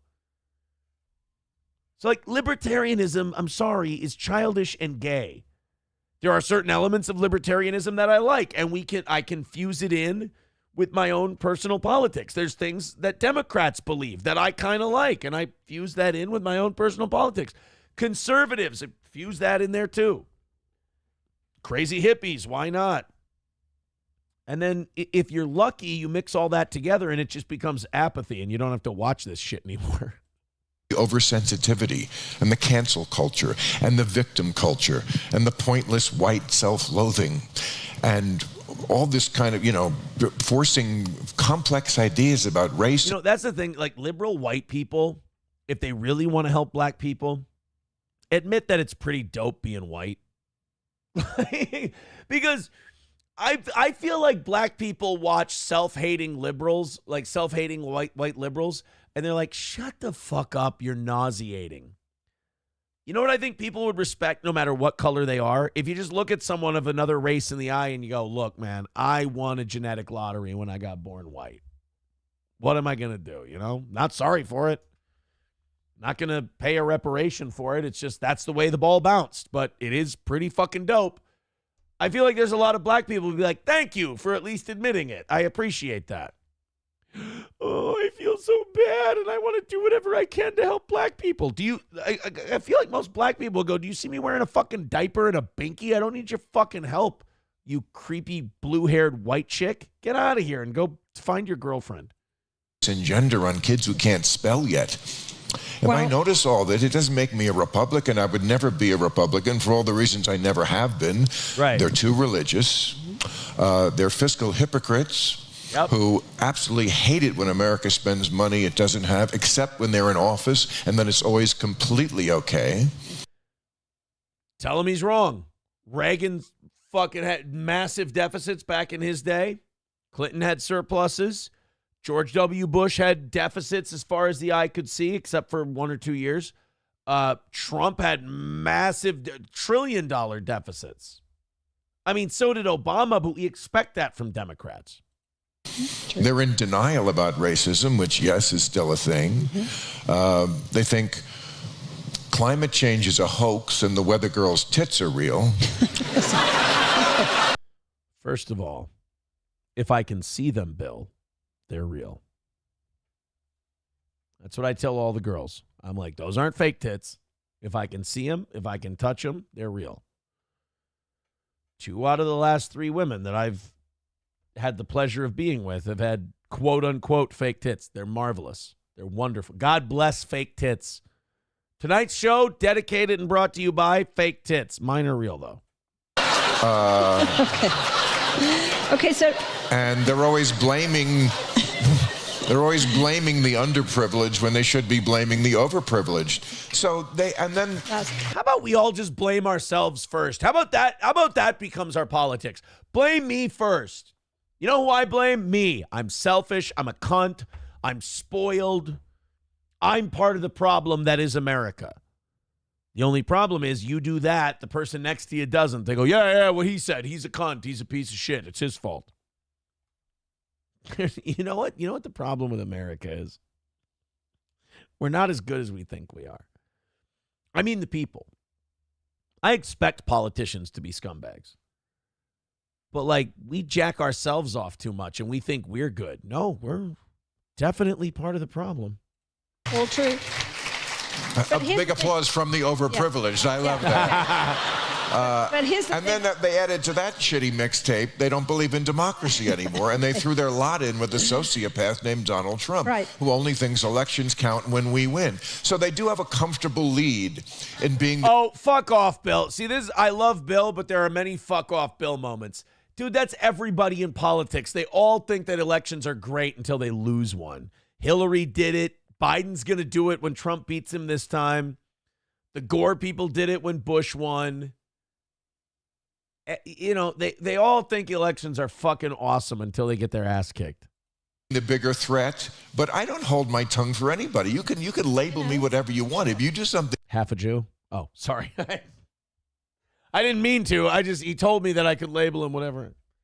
Goofy. I don't care where you are on the spectrum. I'm going to call you out. I speak for a different group of people. I call them the normies, normal people who just want to get back to common sense. And if you do something stupid or say something stupid, I'm going to call you out. I speak for Democrats, independents. Here's my thing, though. Here's what I've always been annoyed by with the people who say, like, you're stupid, I'm going to call you out. All right, who calls you out, though? Because, like, you're stupid, too. We're all dumb. You got to, like, if you're going to be one of the people who's like, I call out stupidity, you also have to be humble enough to be called stupid. And I hope Bill does that. That's another clip that I could watch for the next fucking 45 minutes of tonight's show. But we got some stuff to do. Thank you very much to Red Fox Mad with $4.99. That knocked out tonight's goal. That's not what I was trying to do. I wanted to do it 99 cents at a time. Ben with 99 cents. Red Fox Mad with 99 cents. Where does that put us at? 11? We were going to do it with 13. Oh, man. Oh, wait, we did. Okay, we did. Never mind. $1 from Honky says, what's the difference between plants and April's belongings? April's belongings don't grow and thrive when you leave them out in the rain. John Jamingo with $1 says, let's see how long it takes for you to read the Rumble Bucks. I did. I read them all. Okay, we got to the 13. So everything else goes towards tomorrow. Blitz League says, Sector Aaron won me over. What did I fucking tell you guys? I told all of you people who came over here with the sector talk and said, hey, I fucking hate you. I don't like you. Blitz was busting my balls for weeks. I said, you all start out this way, and then you become big fans. I told us so. I told us so. And I'm sorry I'm a little buzzed off of 2 beers tonight. Copperhead with $5 says Mars' hair is not cute. He looks like a creep. Well, it's probably because he's kind of a creep. Red Fox with another $4.99 says, Aaron, take your kids to the 4th of July fireworks in St. Cloud. It's fun. I do have the kids on the night of the 4th. I think I'm going to go to the St. Cloud fireworks with Slam Piece, though. I think what I might do is hang out with the kids during the 4th with all of our family at the cabin and maybe go with Slam Piece to the fireworks at night because the kids probably won't stay up that late. Because those don't start till like 10:30 or so. Red Fox Mad with another $4.99 says, bring back the dunk tank for the anniversary show. That was awesome and fun. Something to think about. Thank you very much, sir. If you cared about the safety of those 5 kids, you would have reported them. Stop pretending to care. That's a fair point. Nothing wrong with you saying that. I do care, though. I did care, and I do care. I did say, you gotta be honest, I am mentioned in that, what do you call it, in the search warrant. I did say something eventually. Was it too late? I don't know. I'll leave that for other people to judge. If they say yes, I find that totally fair. That's a fair criticism. But I did say something eventually, Tony. I'm sorry. I do apologize to everybody if I didn't say it soon enough. That, like I said, that is a completely fair criticism. But, look, doing my best. Doing my best. Sorry if I did it a little too late. What? See, yeah, Keanu's not doing anything right now. I'm sending her a super chat right now and telling her, tell your husband to answer the goddamn phone. Hold on. $10. Tell your man to answer the goddamn phone. Oh, you can't say goddamn in a super chat. The GD phone. Oh, she's got a cute girl on her show tonight. You guys want to see who Keanu's got on her show? She's got a really cute girl on her show. Buy the super chat. Put this up on the screen for you creepos. So I'm an adult performer. So in the list of things you missed, like I, do mainstream porn. And I've always been a public speaker. I actually last year insane week and a half. Keanu just read my super chat. She was smiling and laughing. She read a super chat. Austin, Texas to speak at South by Southwest. So this is just what I do. And I noticed that a lot of this. You started out so how did you get into the industry that you're in? So you started out, you were in something kind of like white collar. I wrote it down. Well, advertising. Yeah. So I worked on like everybody's favorite brands. I worked on Bud Light and Equinox and Planned Parenthood and Lyft and Sprite, everything. But I honestly, it was just. Whether you need an abortion or a ride home or a ride to your abortion, Addis Fouché has got you covered. I don't understand why Gino wouldn't answer my call. Hurts my feelings. I need to talk to him about a couple things. All right, we'll move on. We got a lot of stuff. Let's go to Napa on Twitter. Napa was another guy. Napa's another sector dude who found this show through all of that stuff.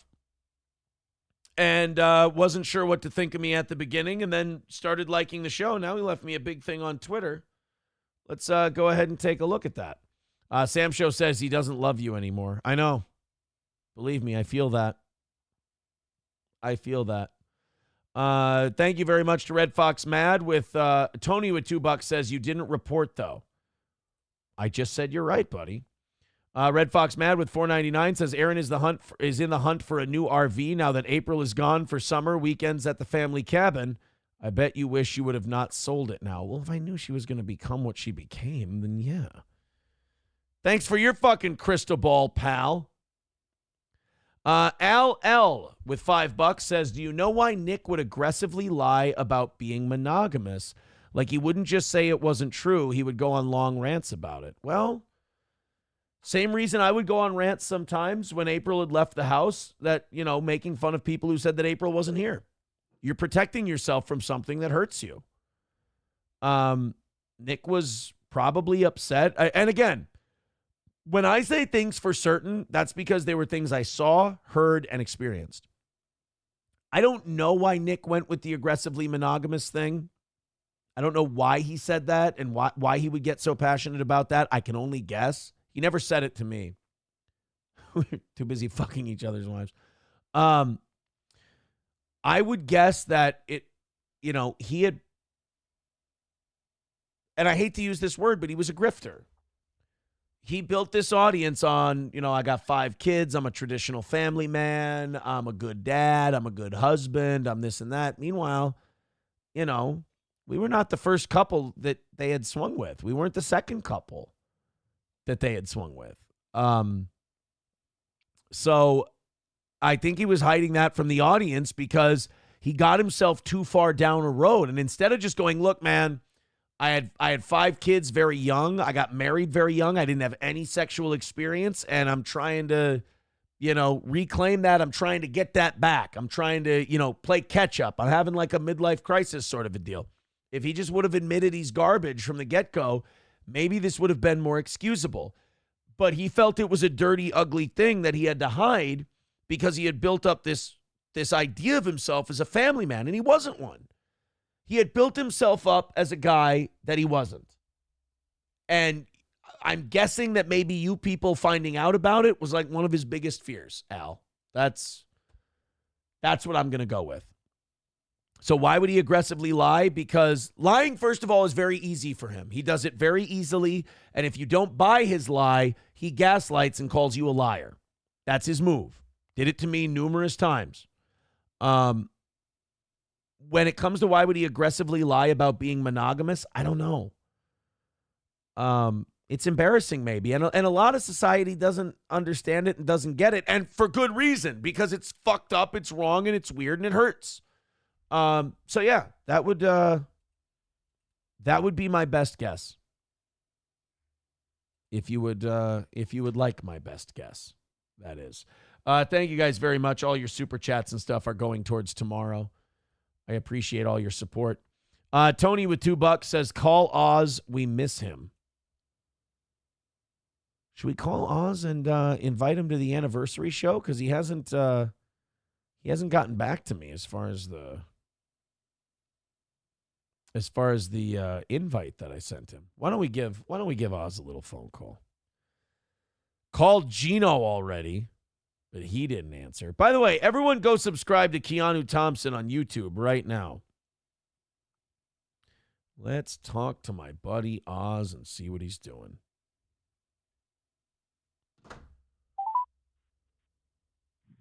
You've reached AMP Laser Engraving. Motherfucker. All right, well, his phone's not on. He's got no phone on him. All right, let's go to Napa's tweet that he sent me. We're reading a little fan mail here. Napa says, Aaron, I'm happy the show is doing well.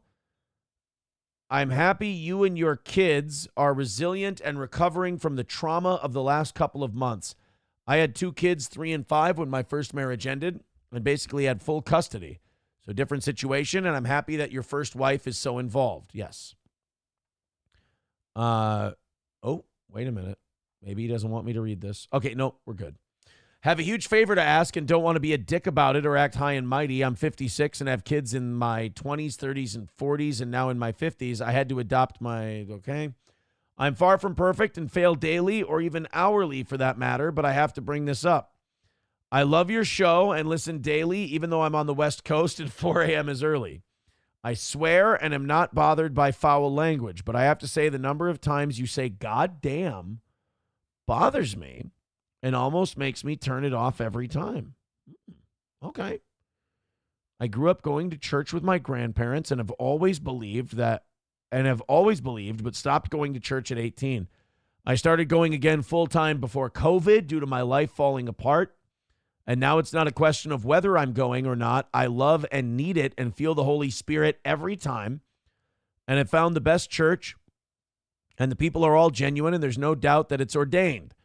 Anyway, I'm not a great writer, but felt compelled to send this and ask, please try to lay off the blasphemy.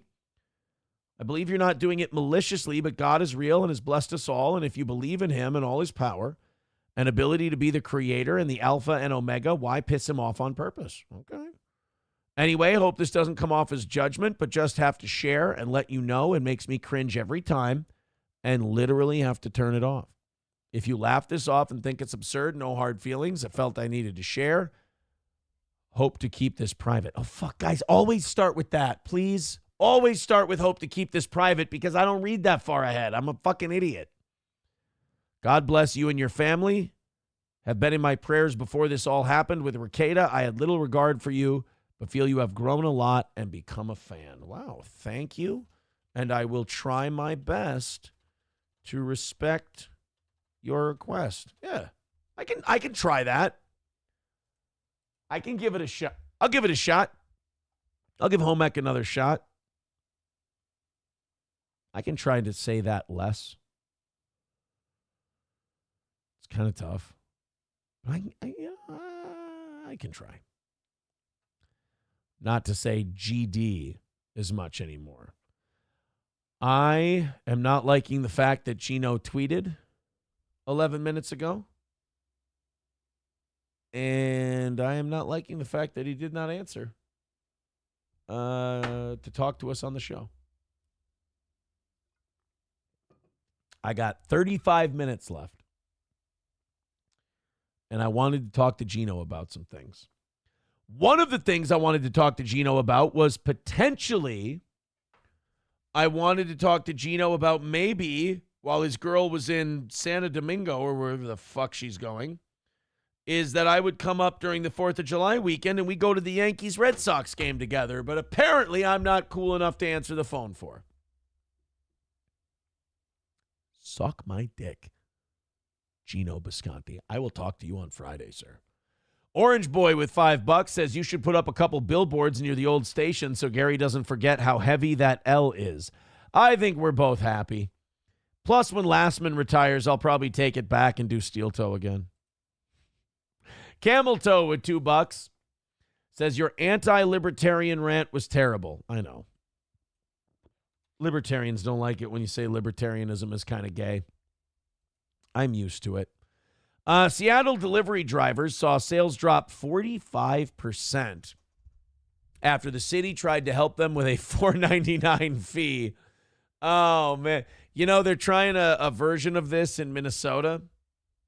They're trying a thing where they give the Uber and Lyft drivers a raise. Like they force Uber and Lyft to give them a higher percentage of the stuff, of the ride. And so all Uber and Lyft are doing in Minneapolis is raising the cost of rides. So it might cause more people to use cabs, might cause more people to not drink as much, whatever. Well, they did the same thing in Seattle, but with food delivery drivers like Uber Eats, DoorDash, shit like that. So they put a $4.99 delivery fee on all orders and gave it to the drivers. The problem with that was, if you've ever ordered anything from DoorDash to begin with, it's fucking crazy expensive. It's just, you are paying out the ass for the convenience of not leaving your house. Just put it in a to-go order and go pick it up. But they put this $4.99 delivery fee on there, and people have decided, you know what? I'm just not going to use the services anymore. So in Seattle, they had a sales drop of 45% from these delivery programs. And this is what government never understands. The problem government has is they think that they can just mandate people make more money and it'll just work out that way. The problem is they fail to calculate the free will that people have to choose not to use those services anymore if they're going to get more expensive. And it happens every time, and they still never consider it because they think they can buy votes with just, hey, we'll increase your minimum wage. Hey, we'll increase the fees on delivery and give it to the drivers. And then that way, lower to lower middle class people will vote for us and we'll do really well. Maybe. Or inflation goes crazy like we've seen. Or people stop using those services as much like we've seen. You know, Uber Eats Uber orders in Seattle fell 45% last quarter from the same period a year earlier after the company imposed a $4.99 fee on each order to cover the city's new pay requirements.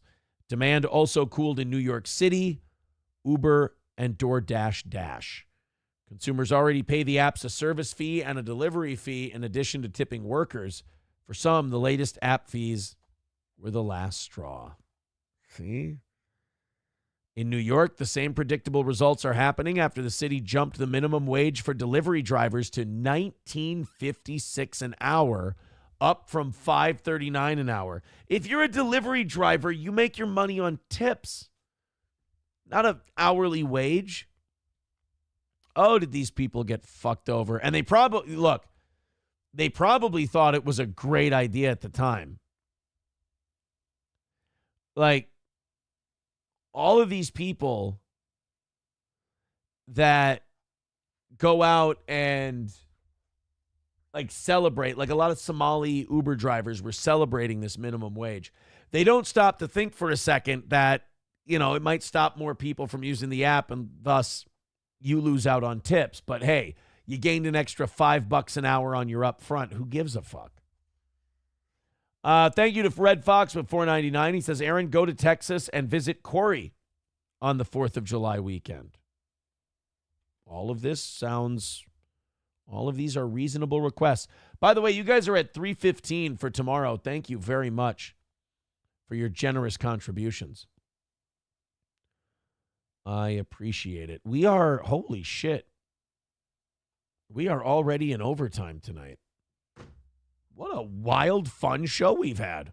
Thank you guys very much. Do me a favor, hit like, hit subscribe to the channel, whether you're on Rumble, YouTube, whatever.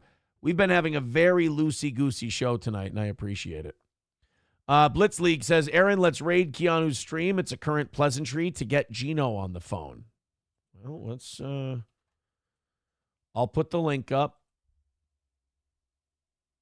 Let's go to Keanu's stream. So yeah, definitely queer, but I am She's very queer. Encouraged, man. But What? I have 16 ex-boyfriends, 6 of whom are 16? Leo. Yeah, 6 are Leos. Yeah. Okay, I was going to ask you about being a Virgo. Okay. You're the Energizer Bunny. Baby girl, let She me just come and never hold stops. your hand. I mean, it's Baby amazing. girl, come and I chill can totally with the tell that- Virgo. All right, this is here. There's Keanu's links. They are in the chat. All right. That makes complete sense to me. How many ex-boyfriends do you have, Michaeline? Maybe even. Everyone click the links I sent you. Send Keanu super chats. Send her a bunch of money and leave very funny comments. Let's watch Keanu's show. You guys send all the super chats, all the fun chats. Give her $5, $10, $15, whatever you want. I've pinned this all to the top of the page. Go check it out. Click the link if you're on YouTube. Go to Keanu and give her money. We're gonna watch all the super chats pour in for Kiki. Go in there. This is what we're doing for overtime. Click. Go to Keanu's stream. Leave her super chats. Make them funny, and don't be mean to this girl, this Addis. I mean, she's just a young, like, OnlyFans girl or whatever. Don't be a cunt. Be nice. Be nice to her. You got to remember, they're not like a piece of shit channel like this one. They're like a decent, try to be nice to their guest channel. So why don't we do this? Why don't we all put on our nice Sunday best? We put on our good clothes. We go be nice boys. We go over to Keanu's channel. And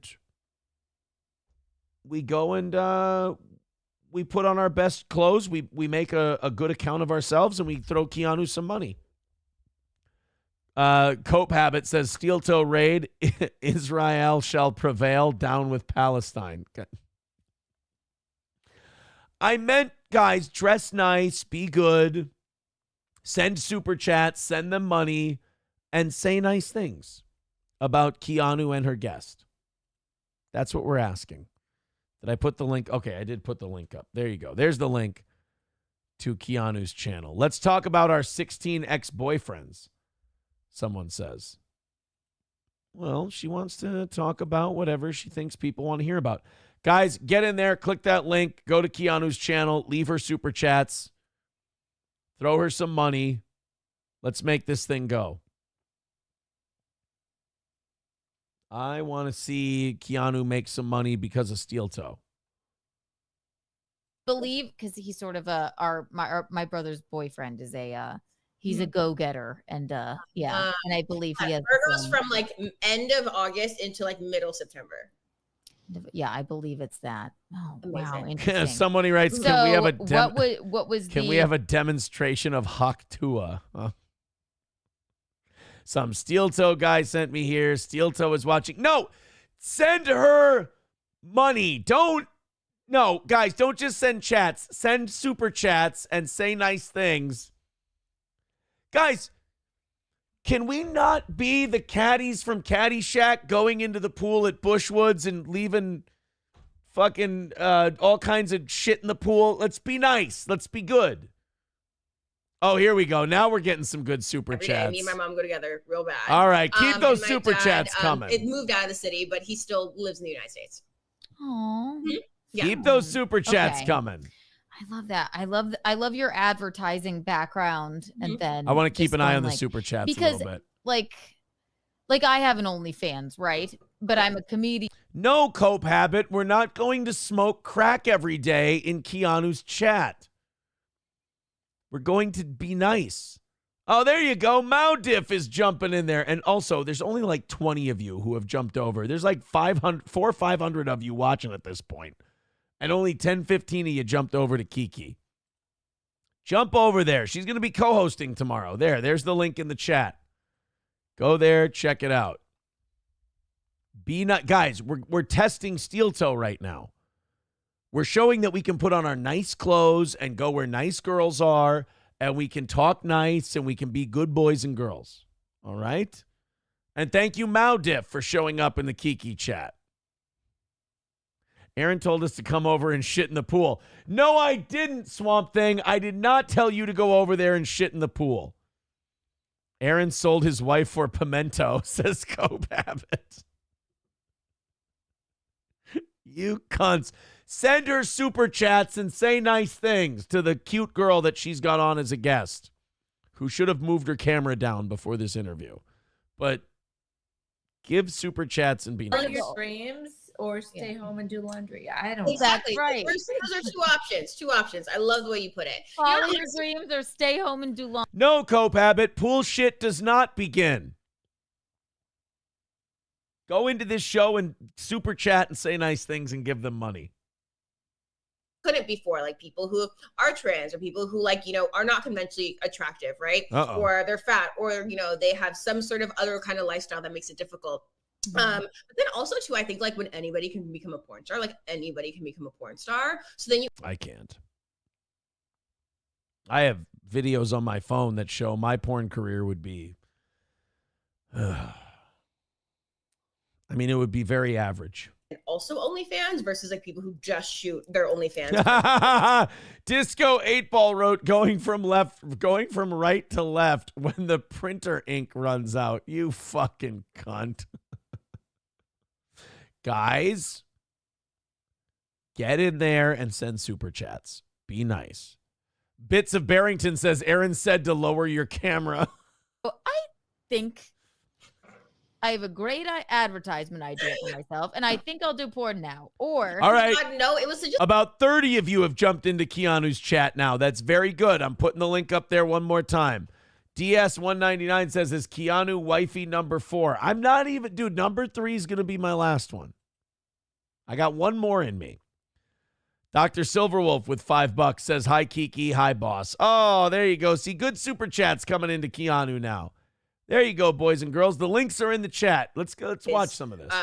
Writing Be a book nice. or working on his festival. Show or up in the being a chat poet and be laureate good of the boys United and States, girls. something like that, right? Oh, those are very credible things. Yeah, he teaches at Brown University in their MFA program. No, Cody Thompson. It is not true that Aaron loves Lizzo. You ain't getting my money says, I wonder how this guest would react to Keanu's shows with Steel Toe. She'd love them. She'd think they were great. Cope Habit says Steel Toe loves the coloreds. Maudiff jumping in with another $19.99 for Keanu. There you go, guys. Follow Maudiff. Give Keanu some money. For God's sake. 2 unpaid internships in advertising, just like trying to get my foot in the door into this industry. So making like no money working. Keanu, like read 80 the hours super a week, right? chats. And a friend of mine was like, there's this website called Taking Arrangement. Like, I think you'd be really good at it. And I was like, You ain't getting my money. And Keanu's chat goes, how many times have you thought that word, Aaron? Shut up. Shut up. She's a cute girl. Muttering Jay says, Aaron wants to know if you, Addis, like Menards.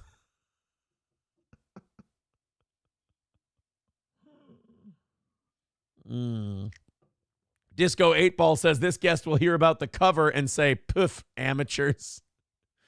Ahab writing, can we talk about Nick Rekieta? Can you guys send these in the form of super chats so Keanu makes some money off of it, please? About 25, 30 of you have jumped into Keanu's chat. This is fun to do for overtime. I'm putting the Sandy Squatch says, did you send the Stonies gift cards to me yet? The one from the last 2 weeks I sent last week. I've still got to send last week's this week. Does that make sense? Then we're all caught up. So it depends on when you gave yours. All right, guys, there's Keanu's link in the chat in both Rumble and YouTube. I want her to start reading those super chats. Project, which is like a grassroots org that has many different branches across the United States. So you have to be a current or former sex worker across any of the, divisions. Like, if you're a dancer, if you're a dominatrix, if you're a content creator, whatever. And so I would help the street workers. Yankee says, I love the warm feeling I get being a part of this group. It's like being wrapped in hot garbage. I think you meant that for my chat, Dick. You've done more than I've done. Aaron wants to know if she takes Stoney's gift cards for feet pics. I'm not a feet guy, Bobby Baloney, and stop polluting Keanu's chat with this nonsense. We're trying to be good. Being an escort and all these other things. It's a very lonely way of doing sex work. You don't know anybody. Oh, she's an escort? Mention to a friend, they're like, oh, I do it too, and you're like, oh, okay, so I didn't mean to look how at my do you feel phone. about the industry now with like Sugar Baby, you mentioned, and OnlyFans and porn or whatever. Yeah. How do you feel about how the industry is being handled? Adam Simon with $10 says, Aaron sent me. Very good. Keep giving her money. It's like it's 2024. Slut shaming's over, ain't you heard? Like, right, exactly. I think we should slut cheer, not slut shame anymore. You're barking up the wrong fucking tree, sister. I'm not slut cheering a goddamn thing. Get back in the kitchen. I slut cheered myself into my second divorce. Thank you very much. I cheered all the sluts. Some of them were really nice to me. Others were cunts. Hey, would you ever consider doing mainstream porn? Like, just DM me. And this was somebody who had a lot of mutual friends with my volunteer friend. Gannon Jesus Christ with $1.99 for Keanu says, Aaron wants Addis to be the next ex-Mrs. Imholt. I don't think I could handle this broad, guys. That's how I got into mainstream porn, literally. That's how it happened. Holy moly. Well, you're the Don Draper of your industry. Like, you're What? the Don Draper of porn. She's a 100%. sociopath? You put everything in such a different light. You can talk. You another business you could have is like talking to other girls' families about like why and framing it in a different way. Like, Jesus, Oh, boy. Jesus God. Let's read some of these. I think a lot of them are for you. Hang on one second. Hold on. 999. Aaron held me hostage with no kitty on hostages. Happy Tuesday. Thank you, DS. Hey, Mickey. Thank you, Zoma, Guys. for the 1990. Guys, they're reading super chats, so now's the time to get them in. Get in your super chats and be nice. Tell your man to answer the goddamn phone. He's sleeping, Aaron. Oh, he's sleeping. Okay. MASH is we read these. Okay. We didn't read it. MASH is my grandpa's favorite movie. yeah, great. We will. I have heard of MASH before. I have. MASH is fantastic. Yeah. We will watch it, and me and Michaeline will do maybe in the Dominican Republic. Maybe we could do like a watch along. What do you think? Yeah. All right, we're gonna watch. Nick, cat. Thank you. Aaron has a thing for escorts. I don't know. Guys, get your super chats in. They're reading Just an them. Orange Boy for our lovely guest here. Thank you for the $10, Orange Boy. That's so sweet. Kiki's disco wedding. Kiki, does this woman like disco? I'm interested. Disco is a term for our friend Aaron has called. First of all, I'm getting married and I want to like disco balls at my wedding, and this man Aaron has ruined my wedding because he started referring on his show to disco as like swapping wives and doing blow. Oh, so that's very different. Very different. Thanks, very Keanu. different. With all the disco balls. Okay. Yeah. I mean, life to swap, but if I did, maybe we could talk about it. Right. See, you know what? With them, it was like they're now divorced, but there weren't boundaries. I feel like you could set some boundaries with some people and say, like, if we are going to do this, that it would be like that. It wouldn't be disco. No disco. Right. No. Let's see here. Mayo Diff, thank you for the $19.99. It's always darkest just before it's totally All black. right, guys, I'm going to throw Keanu's link in the chat. Go into means. Keanu's show right now and send her super chats Not about a our clue, show. but It'll thank be you really for fun. $19.99.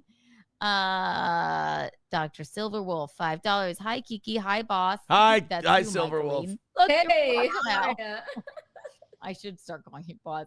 New member. Guys, keep sending Yay, super thank you for chats. Don't becoming let a this member, Muddy Bap. Guys, don't let this run out. Keep sending Keanu super chats. Keep going. This is too much fun, please. Another one. Deaths have purpose. They These are fertilize really the ground. The chairman. I love that you're so passionate about whatever poetry this means. But Right. Thank you, Mayo Diff. Adam Simon. Mao Aaron Diff. sent me. Thank you, Disco Aaron. $1. Let's get to some. Guys, Aaron keep going. wants- Don't let these run out. Keep throwing Kiki super chats. Aaron wants Addis to be his next Mrs. Imholt. Probably. What does that mean? He That lived means- in Minnesota. You would die of boredom there. No, Yeah, wait. I Thanks honestly for being have a always had a fascination with the Mall of America, so I would love to visit Minnesota. Oh, for we're the calling first time. in. I'm so sorry. We're And calling just in. say fair. Aaron would like to sponsor you to go to. He would. We're doing, me and my fiance are going there in August to do the roast of Aaron Imholt. So Yeah. I'm calling God. Keanu.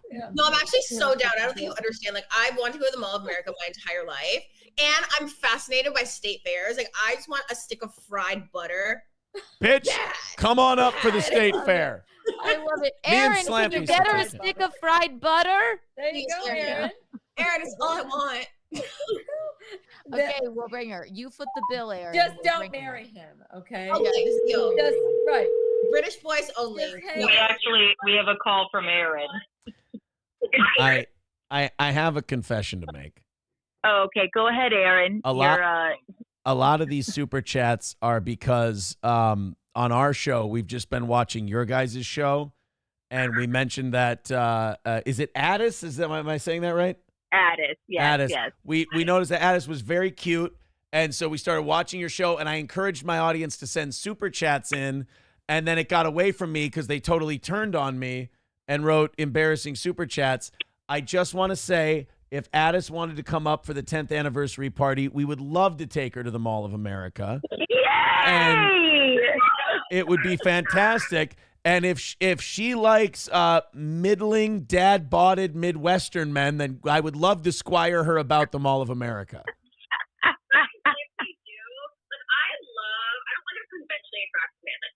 Oh, well, that's perfect because he's not conventionally attractive. So he didn't have a conventional divorce either. But, I'm going to go back to watching your show on my show. Okay. All right. Bye. Bye.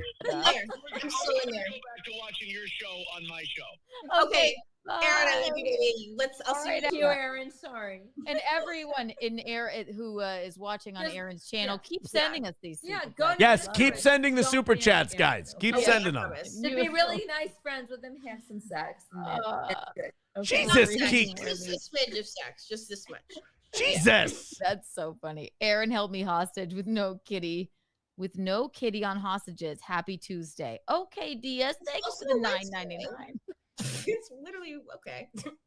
Aaron has a thing for escorts. That she's not an escort, but she would probably convince anyone's parent who wanted to be an escort why they should be an escort. So I how could. dare you? Can you? All right, guys, send here's me the some link disco again. Money? No, we can't. But thank you for the $2. You ruined my wedding. No, All right, we'll get to he the paid rest of these his later. first one. No, He don't paid get his to the first rest for of those them. Get to $2. them now. Yes, exactly. Oh my gosh, you're so much fun. This has been just too much fun. Really I had fun. a couple other questions for you. I don't want to hijack your entire evening. Oh my God. no, So all right, should I ask my favorite 2 questions? All right, I'm going to go back to my Aaron, phone it's all call. I want. Imholt. Probably. What does that mean? He That lived means- in Minnesota. He would. Me and my fiance are going there in August to do the roast of Aaron Imholt. So Yeah. One of my state fairs, like I just want a stick of fried butter. All right. Bad. I love it. I love it. Aaron, can you get her a stick of fried butter? There you go, Aaron. Aaron, it's all I want. Okay, we'll bring her. You foot the bill, Aaron. Just We'll don't bring her. marry him, okay? Hey, Just- what the fuck? I don't need this broad telling people what to do. British boys only. Just hang out with Aaron, but don't get married. I don't understand all these people who keep getting married. Yeah. We actually we have a call marry from Aaron. Oh, hi, Aaron. Oh, okay, go ahead, Aaron. You're A lot of these super chats are because on our show we've just been watching your guys' show, and we mentioned that is it Addis? Am I saying that right? Addis, yes. Addis. We noticed that Addis was very cute, and so we super chat in, and then it got away from me because they totally turned on me and wrote embarrassing super chats. I just want to say, if Addis wanted to come up for the 10th anniversary party, we would love to take her to the Mall of America. Yay! There you go. Oh my God! Fantastic. And if she likes middling, dad-bodied Midwestern men, then I would love to squire her about the Mall of America. I literally do. Like, I don't like a conventionally attractive man. Like, I think. Oh, well, that's perfect because he's not conventionally right. attractive. So In there. he didn't have a conventional divorce either. But In there. I'm still in there. Go back to watching your show on my show. Okay. Aaron, I love you, baby. I'll still be eating in England that you're this crazy about it. I love it. Kids, first time Popeye's chicken sandwich. Let's see if I can find it. All right, is she done? Are they done reading our super chats? Chicken sandwich. I mean, people went nuts over this sandwich. They did. Hold on. Let's mute this. Maudiff with $4.99 says, I hope Addis likes bread. Aaron not only loves a good loaf, but resembles one as well. Thank you, Maudiff. Appreciate it. Kiki's Disco Wedding with $2 says, I'm not sure if she's going to be welcome in Rockville. They're all talk up that way. I promise. Oh, thank you, guys. This has been fun. We should stream snipe people more often. I want them to get to the rest of the fucking super chats that we sent. What else do they have left? Hold on. Tell Aaron he can piss off and piss up a tree. You didn't get to that one. Girls with septums, piercings. Okay, so they got 1, 2, 3, 4, 5, 6 steel toe super chats they still have to read. And we got 10 minutes left in our show. So go ahead, click that link, go watch Keanu's show while we're watching it, and send in some super chats, and let's see if we can have some goddamn fun over here. Schoolers try Popeyes for the first time. Mm-hmm. Is this it? Yeah. Okay. Oh, man, they're watching Popeye's videos? No. Go to the steel toe super chats. That's more fun. And why is Gino sleeping already? Like, what the fuck? What is he, 55? Oh. Sorry about that. Cope Abbott says, Aaron says stay in your chat. Stop it. I mean, yes, I did say that, but... Oh, tonight has been a fun show, boys and girls. DS says this was really fun. Thank you. Thank you, DS. I appreciate the $5. Very, very cool. We did a very unconventional show tonight. We did that Law and Order or Law and Crime thing. That was a lot of fun. I'm a little concerned that I had 2 beers and got fucking hammered. That's a little troubling, but I guess what do you do, right? Tomorrow we're going to do that story about Parisians shitting in the Seine River to protest the Olympics. I don't know what dropping turds in a river is going to do, but God bless. More power to you. We got that rant from that Texas A&M. There was a Texas A&M baseball coach that like shit all over a reporter because a reporter dared to ask him if he was taking the job at Texas, and then a day later the guy took the job at Texas. He kind of got called out. Funky Eskimo says, hey, I'd love to have you on for an interview if you're available and are open to them at the moment. Who's Funky Eskimo? Oh, Lorenzo Areola? I fucking love that guy. Of course I would do Lorenzo's show. 100%. All right, you guys keep sending Kiki those super chats. We'll hang in there for another 8 minutes here and see what her and Addis, how they react to your guys' super chats. You pig fucker pieces of shit with your awful things that you're sending in there. Thank you, Adam, for gifting a membership. Very cool of you. Oh, wait, nope, that's the wrong link. That is not the link to Kiki's stream. Copy. And paste. There you guys go. You guys might want to get your tickets to that anniversary show. It's going to be pretty fucking good. The pickle, yes. So true. What a pickle. Yeah. Well, classically, have it with some fries. Just hope they're not like KFC fries. They look seasoned. Well, these look very seasoned. Oh, shit. I want them to get... I hate when you're watching shit live because you can't fast forward. Sam Show says, if you could shit on Biden, would you? Same thing. No, I don't think I'd take a shit on Joe Biden. No, I would not. West Coast Patriot Girl says, Slam Piece better watch out. He's already looking for her sister wife. I hope Slam Piece knows by now that when I do shit on the air, I'm being a fuck. And that I'm just being silly. And I'm kind of I'm a giant flirt. J. Brock Contrarian says, I doubt she's real. To me, I think she's a sham piece. Oh, shit. Sham piece. How dare you? Well, guys, I don't think Kiki's going to get to more super chats before we get out of here, unfortunately. But thank you guys very much for hanging out tonight. Boy, did we fucking crush it today. You guys are the best. You guys are awesome. Tomorrow night, there's a debate, and people were writing in and saying, oh, why don't you and Gino do like a debate coverage show? And like I would, but I got to be honest with you guys. Thursday nights is boxing night, and those are my favorite nights of the week. I love boxing. I get shitloads of sparring time in. I can't say no. Whether it's like sparring partners that I can actually, turn it up with, or if it's new guys that you're teaching how to box, it's a really fun time. And I'll be honest, like with the way I'm kind of going through shit right now, and I'm having great days, and I'm having average days, and I'm having below average days and above average days, getting back to that routine and all that shit is very, very important. So we'll do that. And again, I appreciate everything you guys have done to support this show while all this is going on. All right. Are they going to get to more super chats? You said you're sort of, you like a British accent. Even when they're kids, they seem like adults. So as adults, they must seem like mature men. Yeah. Yeah, they seem like old men. Like this British guy I'm seeing is 30, and he. You're not seeing anyone at us. Knock it off. So, do you give him tea every night? You don't have to. You know how to give him a little something, something. How long have you guys been? Are you guys like official, or are you just so we started. I've known him for about a year and a half, almost 2 years, but we started dating maybe 8 months ago. Okay. Yeah, so we were flirty friends for a long time, and now we have started seeing each other, which is cute.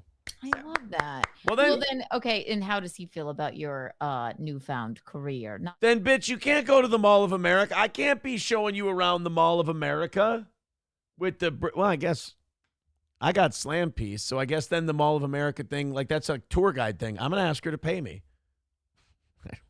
Or at us or anything like that. So it's honestly like, I mean, I've had guys break up with me before because I do sex work, but now because it's so obvious and like I'm so confident in it, also it's like if you didn't like it, like that's kind of like your fault. So wait, which kind of sex work? I probably couldn't date anyone. I couldn't date anyone who did like even too much OnlyFans shit would be too much for me. Like if you're showing it off like for other dudes, I don't know. It doesn't feel special. Maybe that's a me thing. But if you're taking dick, that's definitely a no for me. I don't know what she does. Like it might just be an OnlyFans thing, but But if you're like a model or whatever, like model, that's fine. Whatever. If you're a model, fuck it. That's a job. Straight people just don't know how to do anal. And wait, what? Just straight boys just think they're like, well, I'll just, oops, it was an accident. Like that could be diabolically bad. Like, good. Yeah. Someone, you could literally have a prolapse. You could go, you know? Whoa. You know? We're talking about No, prolapsed horrible, anuses. I'm here for horrible. it. Let's talk oh my about God. it. You could convince. You should have a cult. You could convince anyone of anything. You're I amazing. honestly, You're amazing. Yeah. you know why I think I'm really good at cult leading? I think that also is a skill that I could have. That's fucking is because creepy. I've accidentally ended up in 2 different MLMs in my lifetime when I was much younger. MLM. So I know language. What are MLMs? What's an MLM? A multi-level marketing scheme. It's kind of like, you know, one of those where it's like, oh, like I get paid by getting people to join. Yeah. Yes. Oh, a pyramid scheme. Okay. So she got hooked up in pyramid schemes. We got 2 minutes left. I don't know if they're going to get to the rest of your guys' super chats. I would say go watch Keanu's show with Addis and Micheline, and then see what they're doing. See if they get to our super chats or not. Take 2 of their friends, and then you get Alexis. Exactly. It's the whole deal. Oh my God. I won't hijack your entire night. More super chats. So more super chats. Are you in this biz forever? And then I'm going to ask you my second question I always ask my guests. Okay, she's not going to get to the super chats before we're done. Oh, well. She was a good sport and played nice with all of our fans and stuff anyway. West Coast Patriot Girl says, I thought Aaron wanted to avoid degenerate shit. I do. I'm fucking around. I'm having some fun on my show. That's all it is. Thank you guys very much for tuning in tonight, and thank you for Daniel for being our big MVP of the evening. And thank you to the rest of you who knocked out that goal in the first hour of the fucking show. I appreciate it. The win streak is now up to 13. We've got a Thursday show and a Friday show. We got Keanu and then Gino. I'm excited for it. You guys take it easy. Have a great rest of your night. And we will talk to you tomorrow bright and early at 6 a.m.